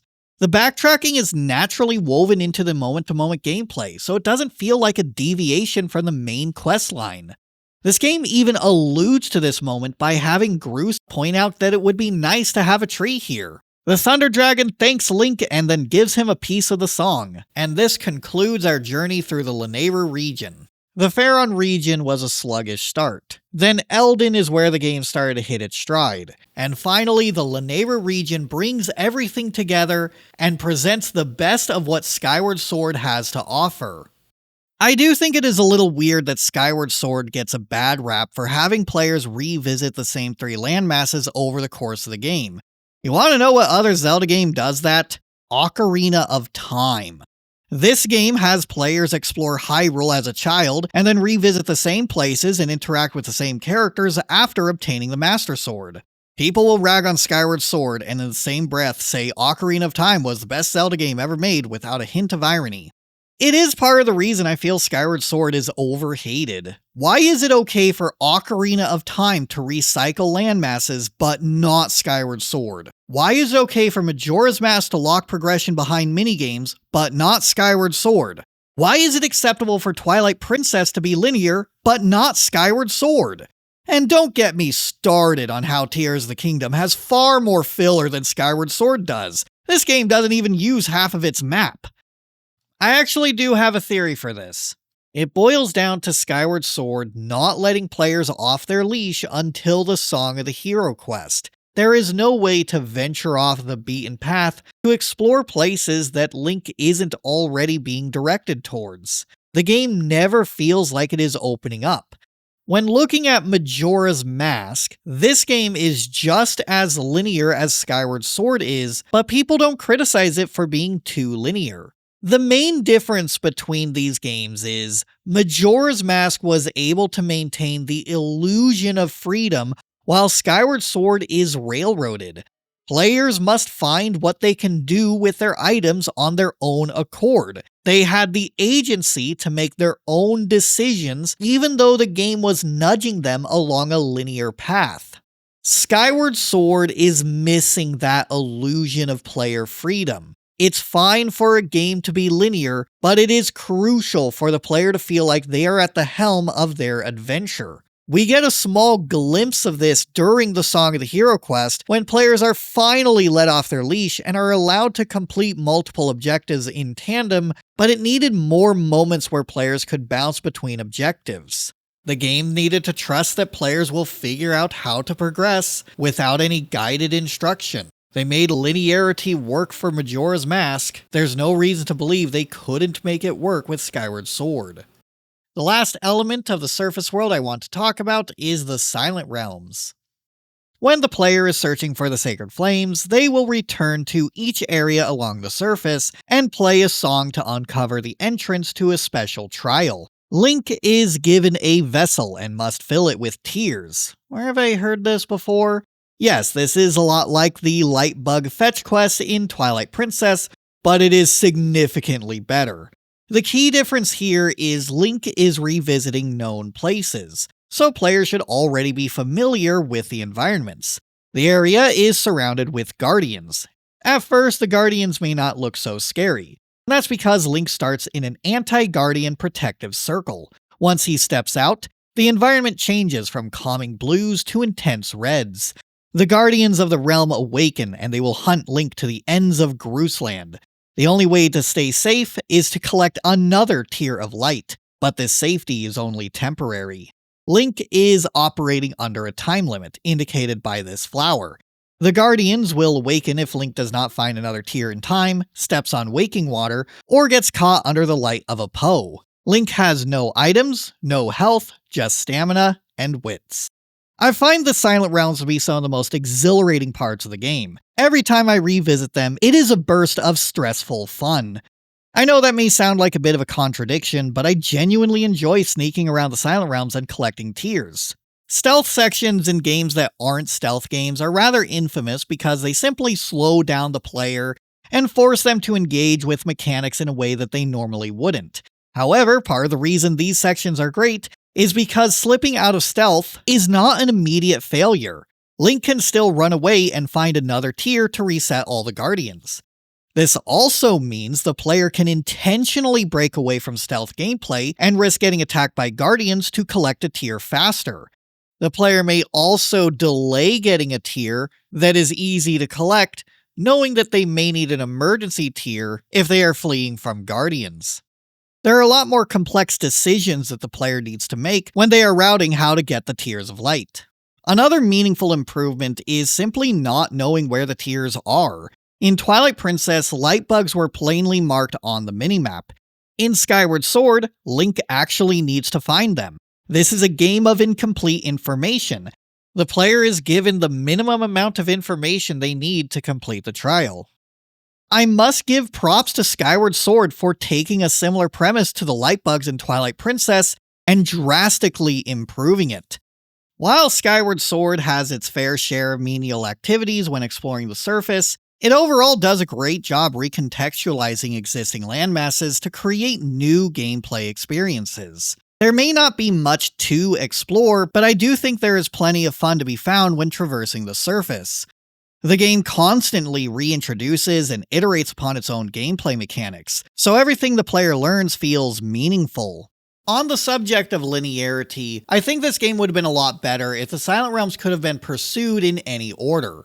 This should have been the moment players are let off their leash and allowed to pursue multiple objectives in tandem. That way the game would open up as soon as the search for the Sacred Flames began, instead of needing to wait until the Song of the Hero quest. The final region to discuss is the Sky Layer. During the opening of the game, players will notice silhouettes of other islands dotted around the sky. It's hard not to draw comparisons to Wind Waker, as that game featured sailing across an expansive sea to various islands. Unfortunately for Skyward Sword, the sky area isn't designed to be nearly as explorable or expansive as the Great Sea was. Most of the islands littered around hold a goddess chest. This is the way Link claims the rewards from the goddess cubes found on the surface world. But this also means there's no reason to explore these smaller islands unless Link has activated a goddess cube that unlocks the corresponding chest on that island. Other than that, there are minigame islands. One minigame has Link strike a tall stalk of bamboo, and then he gets a prize based on the number of cuts. Another minigame has Link skydive to collect rupees. So that's the sky area. When you're not on Skyloft, you've got minigames and you got goddess chests. It certainly doesn't help that 1/3 of the sky area is covered by a cloud bubble called the Thunderhead. In here, there's an island called the Isle of Songs, although it's more appropriate to call it the Isle of Padding. Before Link can enter a Silent Realm, he needs to come back to this island to get a song. This means returning to this island 3 times to watch 3 almost identical cutscenes, what is this, Tears of the Kingdom, before being able to enter the Silent Realms. It feels like a completely unnecessary deviation from the surface world. I think it would be a lot better if this was cut so the moment-to-moment gameplay could be more streamlined.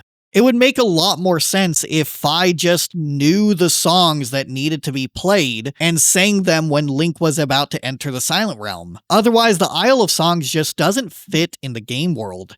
The Isle of Songs only seems to exist to justify including the harp. At first, it seems like a clever callback to Sheik having the harp in Ocarina of Time, but in practice, it pales in comparison to how useful the Ocarina was. Link will mainly use the harp to play songs to enter the Silent Realm, and then the only time it is useful outside of story sequences is activating some Gossip Stones to receive a treasure, and activating a drawable wall for some free item pickups. Ocarina of Time set the precedent for what to expect from magical instruments in Zelda games, so seeing the harp be used in this manner is rather underwhelming. The nicest thing I can say about the Isle of Padding is at least the puzzle to enter the island is good. It's a simple premise where Link must push these blocks to rotate bridge segments around. Otherwise, the only other meaningful island in the Thunderhead is a bug-catching minigame. It's fun, don't get me wrong, but it is a little disappointing that the sky is mostly comprised of goddess chests and minigames. There's not much to discover here, and this is why the Sky Layer was a bit of a disappointment for players. But this is Skyward Sword, the least exploration-focused Zelda game. Someone's enjoyment of the sky area is going to live and die based on how much they like the extended cast.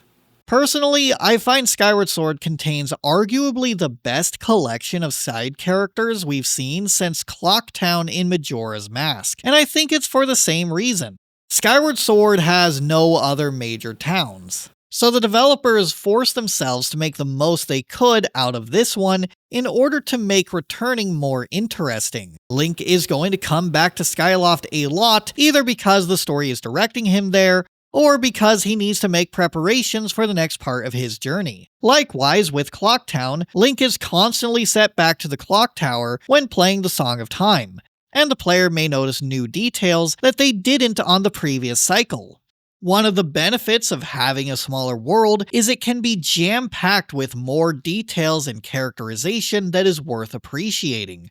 There is no character who goes wasted. Everyone has some significance, either in the side stories or in the main story.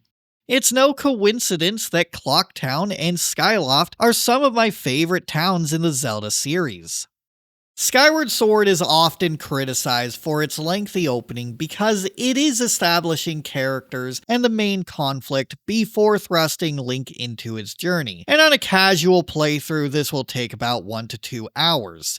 Personally, I don't mind the length of this opening because it's not just introducing the gameplay mechanics and the main story, it also functions as an introduction to various side quests that Link will participate in. The dialogue is not just flavor text, it is built around the personality of the extended cast. The catalyst for the game's side quest is meeting Batro. He has a demon-like appearance, but he's actually friendly in nature. He tasks Link to collect gratitude crystals, and once all the crystals have been found, he can transform into a human. This is not a new concept for Zelda games. Twilight Princess, Majora's Mask, and Ocarina of Time each had characters who were cursed in some way and needed some collectible to become a human again. I find it is the most memorable in Skyward Sword because it is tied to side missions that makes the world feel more lived in. Characters have their own relationships, conflicts, and dilemmas. For example, Fledge is a scrawny knight who is self-conscious about his lack of strength. During the tutorial, we can find him trying to bring barrels to the kitchen, and Link can help for 20 rupees. Later in the game, Link can find him doing push-ups at night. He can help by giving him a performance-enhancing stamina potion. This culminates into Fledge being strong enough to toss pumpkins for a minigame. Malura can be found complaining about chores during the prologue. Entering her home, we can see her house is dusty, with the exception of Pippet's corner.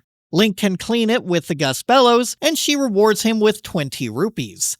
Later in the game, Link may find Pippet arguing with his mom about paying for a cleaner. Each of these side quests makes Skyloft feel like a tight-knit community. I adore coming back to the surface and checking in on everyone. Watching Link help out his peers and seeing how people across the island interact with each other and with Link is charming. The recurring theme of this game's side quests is making people happy, and that is a heartwarming premise to center each side mission around. I don't mind the length of the opening because I want to spend time interacting with the cast. I suppose when Skyward Sword originally released, people were growing a little tired of towny openings. This game clearly follows in the footsteps of Twilight Princess and Wind Waker. However, Skyward Sword easily has the best towny opening because each character has some significance that ties into a later side quest. I have played through Skyward Sword on multiple occasions, and I never get tired of the opening. It's not like Wind Waker or Twilight Princess where the introduction is just a nuisance that I want to get over with as quickly as possible. Out of each of these gratitude crystal missions, the best one is easily at Pumpkin Landing. Entering the restaurant, there's a heart piece on the chandelier. It's so tantalizing. Every Zelda fan's instinct is grab the heart piece, but that would require knocking down the chandelier. That would be wrong, but getting the heart piece is right, and I want to do what's right.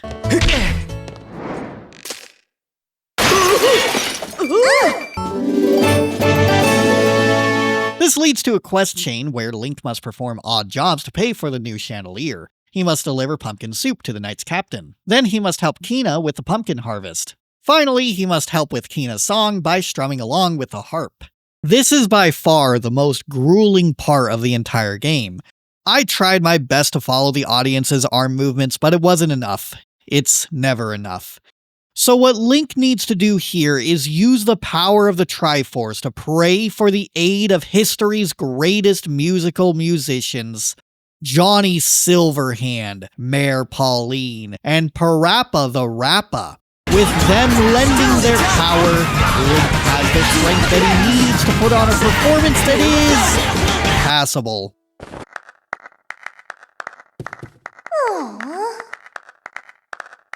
I think Pumpkin Landing demonstrates exactly what the Sky was missing: more character-driven side quests on optional islands. The best part of this game are the Gratitude Crystal quests, but a lot of them are contained to Skyloft, so the surrounding Sky Islands do not have nearly as much substance as this one. Technically, this island is not optional content either. It is woven into the main questline. Before the Song of the Hero quest, Link will need to contact a Sky Guardian named Levius. He lives in the Thunderhead, but nobody goes near him anymore because he has been possessed by a parasitic monster. Yes, it has an I in it, of course it does, why wouldn't it? The owner of Pumpkin Landing, Pum, used to feed it a basin of pumpkin soup, and this is used to draw him out. It's another moment where Skyward Sword uses its extended cast in unexpected ways, and there's no area in this game world that goes wasted. The Sky area shines in the character interactions that occur in and around Skyloft, and I think out of the two Zelda games that feature a Sky area, Skyward Sword has the best one. Since there isn't much left to talk about in terms of gameplay, it is finally time for me to talk about the story. The way I see it, this is an interpersonal story between Link and Zelda more than anything else, which is why it doesn't have the same kind of stakes that are in Majora's Mask and an Ocarina of Time.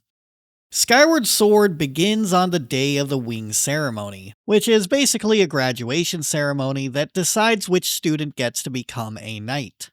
This event consists of two phases. The first is a race between the knights to collect a bird statuette. The second is a reenactment of the roles of the goddess and the chosen hero. Zelda has been selected to play the role of the goddess, and she wants Link to win the race so he can be her chosen hero. The beginning of the game frames itself as a bit of a romance between Link and Zelda, featuring plenty of cutesy scenes between the two. These two are shown to care deeply about each other. It's such an endearing relationship that helps give players a reason to want to see Link and Zelda reunite beyond simply being the main characters. And can I take a moment to appreciate that this Link actually expresses himself? He smiles a little after reading Zelda's letter in the beginning of the game. He is taken aback when Zelda confesses that he hasn't been practicing for the ceremony. He desperately tries to convince Zelda that he cannot hear his Loftwing before being shoved off a cliff. I get the feeling this is not the first time Zelda has done this. It's quite a contrast between the stoic, emotionless surrogate we get for Link nowadays. I make a big deal out of this because a story is more compelling when the main character is engaged with the story. I know, what a concept. I also like that this isn't just Link's adventure. Both Link and Zelda each have their own destiny to aid in the destruction of the Imprisoned. While Link was on his own quest to find Zelda, she was on her mission to purify her body in springs so she can awaken her memories as the goddess Hylia. We see glimpses of this journey in the end credits. Link and Zelda were close to reuniting in Eldin, but since Zelda was captured, Impa had some harsh words for Link. Since he failed to protect her, she is doubtful that he is worthy of being Zelda's chosen hero. This is where the game allows Link to have a bit of a character arc. Moments where the main character experiences some kind of failure are important for giving them room for growth. This scene allows Link to improve as a person, so he can prove that he is worthy of being Zelda's protector. Upon reaching the Temple of Time, Link arrives in the nick of time to help Zelda get to safety, which proves to Impa that Zelda did make the right choice in picking Link. My favorite scene in the game is when Link and Zelda finally get to have their reunion. So at the start of the game, we learned that Hylia uplifted the Hylians and perched them on a rock known as Skyloft. She also did battle with the Demon King Demise in order to seal him away. That seal is growing weaker over time, hence why Link must keep fighting the Imprisoned. During this scene, we learn Hylia devised a plan to defeat Demise forever, but this meant shedding her divine form and reincarnating as a human. Link and Zelda are two halves of the goddess. Link wielding the goddess sword and Zelda carrying the harp is symbolic of this split. See, Twilight Princess? That's how you invoke symbolism without it being pretentious. Zelda did not have memories of Hylia, but when she prayed at the springs, she learned who she once was and her role in Hylia's plan. Zelda must stay in the past to maintain a seal on Demise. She blesses the Master Sword with her power and begins to seal herself away. Link panics while the crystal forms around her, and Link makes a promise that he will wake her up just as she has done before. That concludes with Link taking a lethargic walk as he steps away from Zelda's crystal. Link is a silent protagonist, but in Skyward Sword he has enough expression in his face and body that we don't need him to talk to know what he was thinking. He finally was able to reunite with Zelda just to find out that his mission isn't quite over yet. I appreciate Skyward Sword for putting Link and Zelda on equal footing. One character is not being overshadowed by or being sidelined for the other, which is unfortunately a little too common in Zelda games. I still haven't forgiven Phantom Hourglass for making Tetra spend the whole game as a statue. This game is also an origin story for the series. Nintendo published a timeline with Skyward Sword at the top, signifying that it is chronologically the first Zelda game. Personally, I think the timeline is stupid and it should have never existed. I feel the Zelda series works better when taking the title literally and following the stories as a legend. These are tales that are passed down through generations with recurring motifs, and the Wing Ceremony is a reenactment of one of those legends. The legend we see in Skyward Sword continues into Breath of the Wild. It is common knowledge that Breath of the Wild sought out to break the conventions of a Zelda game. This philosophy of going against tradition was even baked into the story. Traditionally, Zelda is meant to pray at springs to awaken her divine powers so she can seal away Calamity Ganon. The Zelda we see in Breath of the Wild is unable to do that, so instead she turns to researching the Guardians and the Divine Beasts in the hopes that they may aid in the upcoming battle with Calamity Ganon. Zelda had the weight of the world on her shoulders, and nobody supported her. Her mother died when she was only 6 years old, and her father was frustrated that she spent more time researching the Guardians and Divine Beasts than praying. After she is once again reprimanded by her father, she dons the same garb of the goddess that Zelda wore in Skyward Sword and prays at the same springs. This isn't just a headcanon. When comparing the design of the springs in Breath of the Wild versus the design of them in Skyward Sword, they are clearly meant to be the same springs. Another parallel between these games are the goddess statues that look an awful lot like the one in Skyloft. This is especially peculiar in a place called the Forgotten Temple, which contains a massive goddess statue. When climbing the goddess statue, we can notice that this shrine is on the exact spot of the diving platform that Zelda shoved Link onto in Skyward Sword. Then there's this tree. This is the same tree of life Link planted to heal the Thunder Dragon Lanayru. Putting these pieces together, it becomes clear that this is meant to be the sealed temple and where the goddess statue would rest after it fell from Skyloft. Getting back to the story in Breath of the Wild, on Zelda's 17th birthday, she traveled with Link to the most sacred place in Hyrule, Mount Lanayru, to pray at the Spring of Wisdom. Just like before, her powers did not awaken. Breath of the Wild's story is a tragic one. When Ganon took control of the Guardians that she dedicated her life researching, she felt as though everything she did was a failure. The moment where her powers finally awoken was to protect Link, as he has done countless times before. Link, save yourself! Go! I'll be fine! Don't worry about me! Run!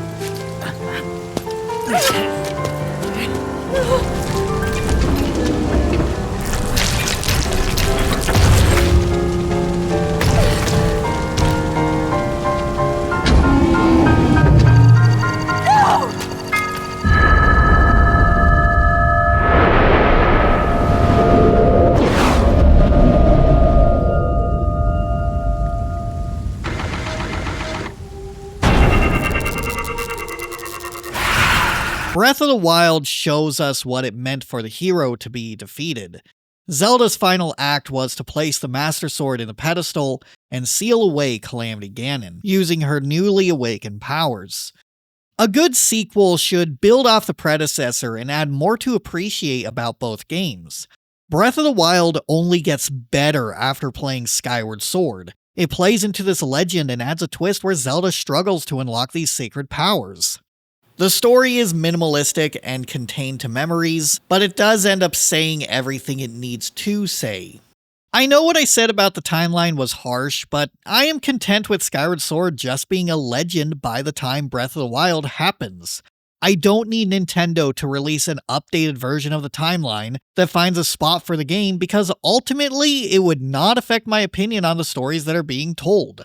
Breath of the Wild and Skyward Sword are antithetical to each other in terms of gameplay, but both stories tie into each other.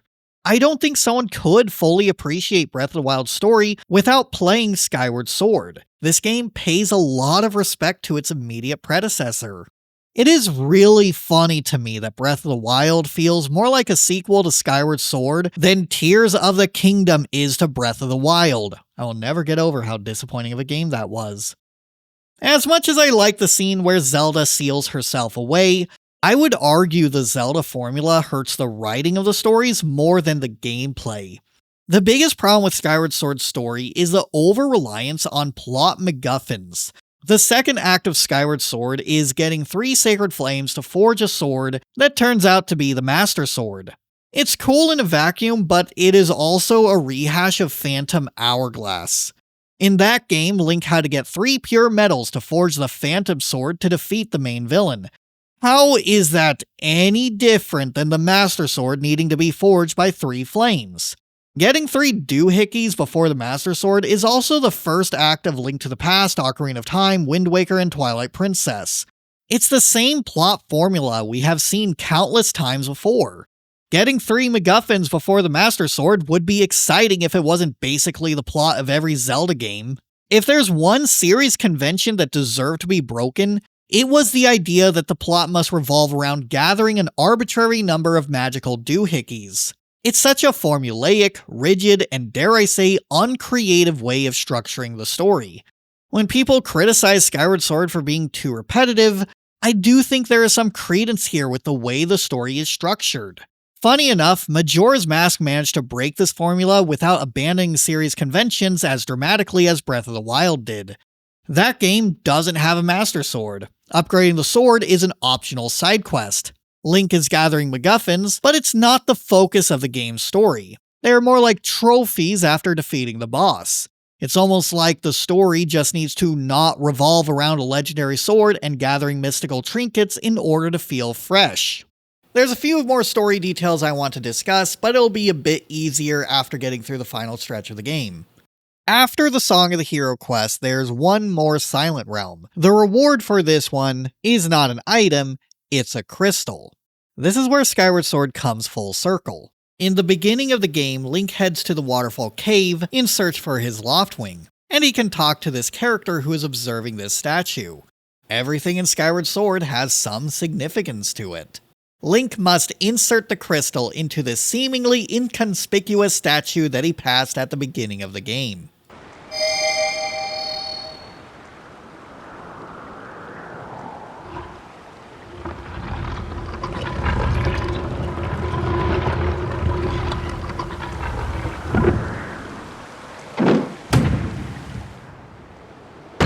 I just think this cutscene is really funny, okay? Let me get this straight.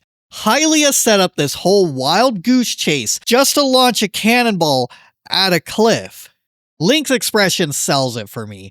He is utterly bewildered that this random bird statue was a cannon this entire time. How can someone dislike Skyward Sword when it's so unintentionally funny sometimes?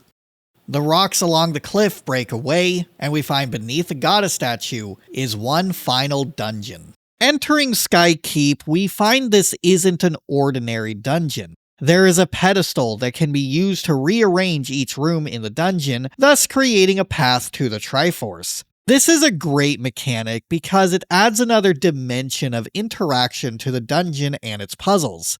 The players can choose their own route to assemble the Triforce. It's like a primitive version of the Divine Beast puzzles that were in Breath of the Wild. Each chamber is designed after the temples found throughout the game. It kind of reminds me of Ocarina of Time's Ganon Castle trials, in the sense that they are all themed around other parts of the game, Only this time, each tile is a part of a larger maze-like structure that Link must navigate. I am not going to go into detail of each of these rooms because it's all the same mechanics that I've already discussed, and it would just be repeating myself. The dungeon may not have the same wow factor as the previous 3, but it serves its purpose and brings everything together in one final trial. I also find the conclusion of this dungeon to be hilarious. Who would have thought that the solution to the Imprisoned problem was to drop a giant statue from the sky? Thanks, Triforce. With the Imprisoned defeated, Link's mission is complete and he can finally reunite with Zelda. It was a bumpy ride, but Skyward Sword sticks the landing. This game has a great setting, a lively cast of characters, powerful storytelling moments, engaging dungeons, fun boss fights, and the list goes on. It's too bad the game was bogged down by some weird design choices along the surface world. Although I can't help but feel like I'm forgetting something. Oh right, Girahim!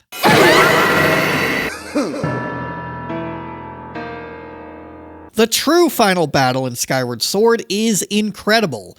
The Imprisoned may have been defeated in the present, but Girahim can still revive him in the past. He takes Zelda and heads through the Gate of Time. Skyward Sword ends with a demo of Hyrule Warriors. The good one, not the Age of games. Link must charge through a horde of bokoblins. The Master Sword can defeat them in one fell swoop, but the Demon King's army will be throwing everything they got at him. It's all around a great final battle, and it only adds to the intensity of trying to rescue Zelda before Demise is revived. Then there is a boss fight with Girahim. He's prepared an appropriate and humiliating death, the Endless Plunge. Link must pile on the hits to knock Girahim off the platform. Of all the Girahim fights, this one is definitely my favorite. He lied about the plunge being endless though, there's only 3 of them. The second phase of the fight is nothing special, so I would like to talk about why Girahim is such a great villain. It's not just his presence throughout the entire game. Everything about this character is meant to parallel Fi. They both exist in service of their respective master. Fi has been tasked to help Link on his mission with defeating the Imprisoned, while Girahim's master is Demise, and he has been working to revive him. Fi is an analytical, stoic spirit, while Girahim is more eccentric in his expression. He has an energy that steals the show of every scene. Fi is the spirit of the Master Sword, while Girahim is a spirit of the sword that belonged to Demise. Part of what makes a compelling villain are these contrasting character traits. Fi is the one who is guiding Link throughout his journey, and the one who constantly gets in your way is the one who parallels Fi the most. It is a simple but effective premise for a main villain. After this boss fight, the Imprisoned absorbs Zelda's soul and Demise returns to his true form with Girahim as his weapon. Demise is arguably the hardest boss in any Zelda game, not including Zelda 2. The first phase can be taken slowly. Parrying with the shield opens an opportunity for an attack. Alternatively, Link can try attacking 3 times and the third attack will land. The second phase is much harder. Demise electrifies his sword, so hitting it means Link will be paralyzed and Demise will be able to land a clean hit. Link can counter this by electrifying his own sword when the lightning is striking and unleashing his Skyward Strike. It's a surprisingly technical boss fight with little leeway to make mistakes. It is the ultimate challenge to test the player on their mastery of the motion controls, and it's one of the few times where players may have to take advantage of other potions in order to survive this fight. If there is one criticism though, the rest of the game treats hitting electricity as a bad thing, so it is not immediately clear that you can perform a Skyward Strike with the lightning. Demise does the same Skyward Strike pose that Link does, which is supposed to be a hint, but it's easy to miss this detail and still treat lightning as a hazard like it was with any other encounter. There needed to be a safe space where players could learn that Link's sword can now absorb lightning strikes, and perhaps Skykeep would have been a more ideal place to teach this. Regardless, I do believe this final battle with Demise is the best way this game could have ended. What I especially like about this boss fight is the setup.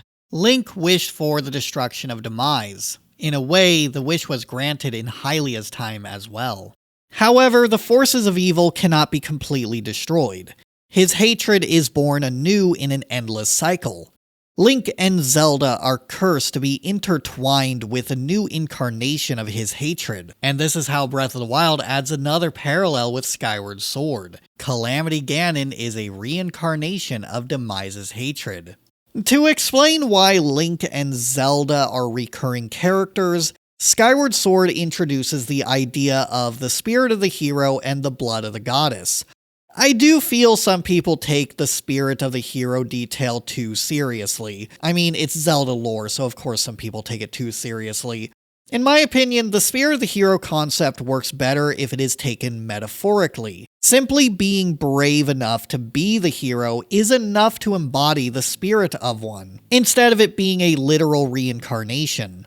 The plot of Wind Waker, for example, is more interesting if Link was just trying to save his sister and it snowballed into a bigger destiny. But if he's just a reincarnation of a cycle of Links who are destined to be the hero, then it takes away from the agency that Link had to go on his own journey. Likewise, who is to say Zelda didn't embody the spirit of the hero in Echoes of Wisdom?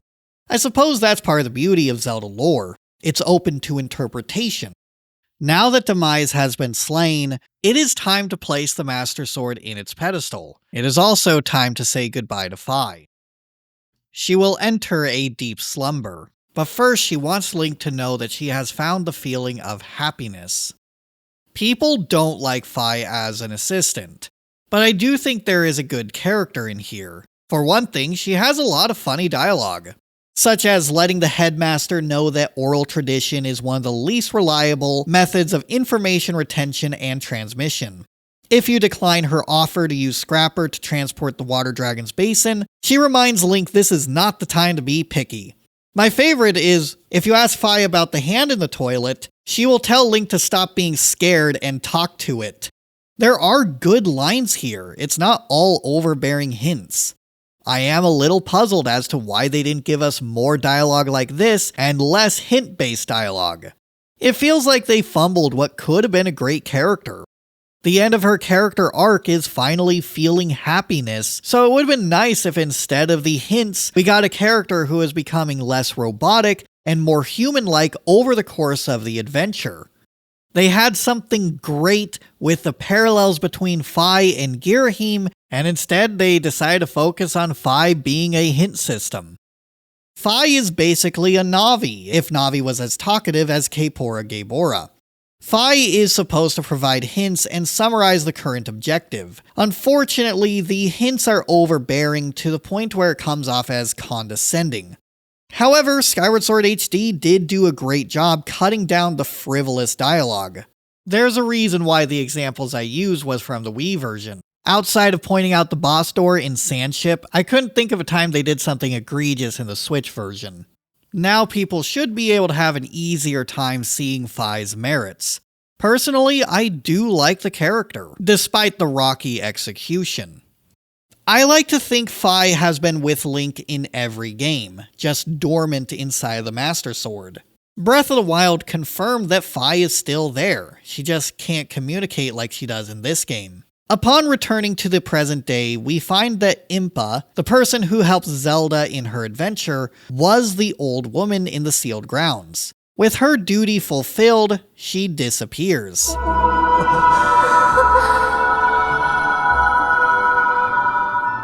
Yo guys, it's me, Charlie. Hey, did that guy just turn into sand? This kind of loss is a recurring theme throughout the series. It serves to both signify the end of the journey, and it demonstrates that the world has changed forever. When Zelda games stopped pairing Link with a companion, the story stopped feeling as emotionally impactful because he doesn't lose anything in his journeys anymore. Getting rid of the companions didn't just mean getting rid of annoying tutorials. It turned the last few Zelda games into a reset button where Link doesn't undergo any character growth or loss in his relationships. The difference between losing characters like Impa and Fi versus pretty much any character in Breath of the Wild and Tears of the Kingdom is Skyward Sword gives players time to form an emotional bond with the rest of the cast, so it can be disheartening when it's time for them to part ways. This doesn't exactly work in a game where the story has to make concessions in order to maximize player freedom. Stories are going to be linear, and sometimes you're going to have to restrict the player if it means telling a more impactful story. Skyward Sword has its fair share of missteps, but I genuinely believe there is a good game here, and it does stick the landing. There isn't anything I would change about the way Skyward Sword concludes its story. If about 5 hours worth of nonsense was removed, I think it would have been received and remembered much better. Nevertheless, it satisfies my craving for an iterative gameplay loop featuring puzzles and navigational challenges. Skyward Sword is, in essence, exactly what I want from a Zelda game. I would like to conclude with asking a simple question. Did the series have to change so much after Skyward Sword? To clarify, I don't take issue with the series making the jump to open world. If anything, it was inevitable. Skyward Sword released a week after Skyrim, one of the most popular and influential open world games of all time. With the explosion of open world games from other developers in the decade that followed, it was only a matter of time before Nintendo followed suit with their own open world adventure, and the Zelda series was a perfect fit. Additionally, there was some franchise fatigue going into Skyward Sword. Even though the game was more original than Twilight Princess, it still felt like it was just going through the typical motions of a Zelda game. Something needed a change to shake up the formula and make the franchise feel fresh once again. What I am asking is, did it have to do away with item-based progression? Did it have to de-emphasize dungeons to the point where they are now 4 loosely connected puzzles? Did it have to focus so much on freedom that even the puzzles themselves may be trivialized using flexible solutions? Did it have to relegate the story to memories and then complete the story in a warrior spin-off? Was this really part of the formula people took issue with, or was it just the padding and the hand-holding? I can't help but be a little puzzled when people look at Skyward Sword and insist the problem was the Zelda formula. The most frustrating sections of the game were getting water for the water dragon, constantly backtracking to the Isle of Songs, and escorting Scrapper up the mountain, neither of which has anything to do with the Zelda formula. Aside from that, Skyward Sword has an incredible cast of characters, creative game mechanics that are constantly being iterated upon, a fair share of creative puzzles, a powerful story that hits the emotional beats it needs to, and it has some of the best dungeons in the series. The positives easily outweigh the negatives. And yet, new Zelda doesn't seem interested in recapturing what made Skyward Sword such a great game. I've been debating if I wanted to include that infamous Aonuma quote where he doesn't seem to understand why people would want to go back to a more restrictive gameplay loop, but I feel like the kind of Zelda fan who is willing to sit through a 2-hour video on Skyward Sword has probably already heard it, so I'll just give my answer. The reason I want to go back to a more restrictive Zelda game is because there are a lot of benefits to a more linear gameplay loop that are outright ignored in new Zelda. The more the series focused on player freedom, the less interesting the overworlds, the stories, and the dungeons have become. It feels like Nintendo is forcing themselves to make concessions in order to maximize player freedom. I think the best thing the series can do going forward is to move on from Breath of the Wild. I just hope wherever the series takes us next, it uses restriction and linearity as a tool that enhances the dungeons, the overworld, and the stories, instead of treating it as a detriment to the player.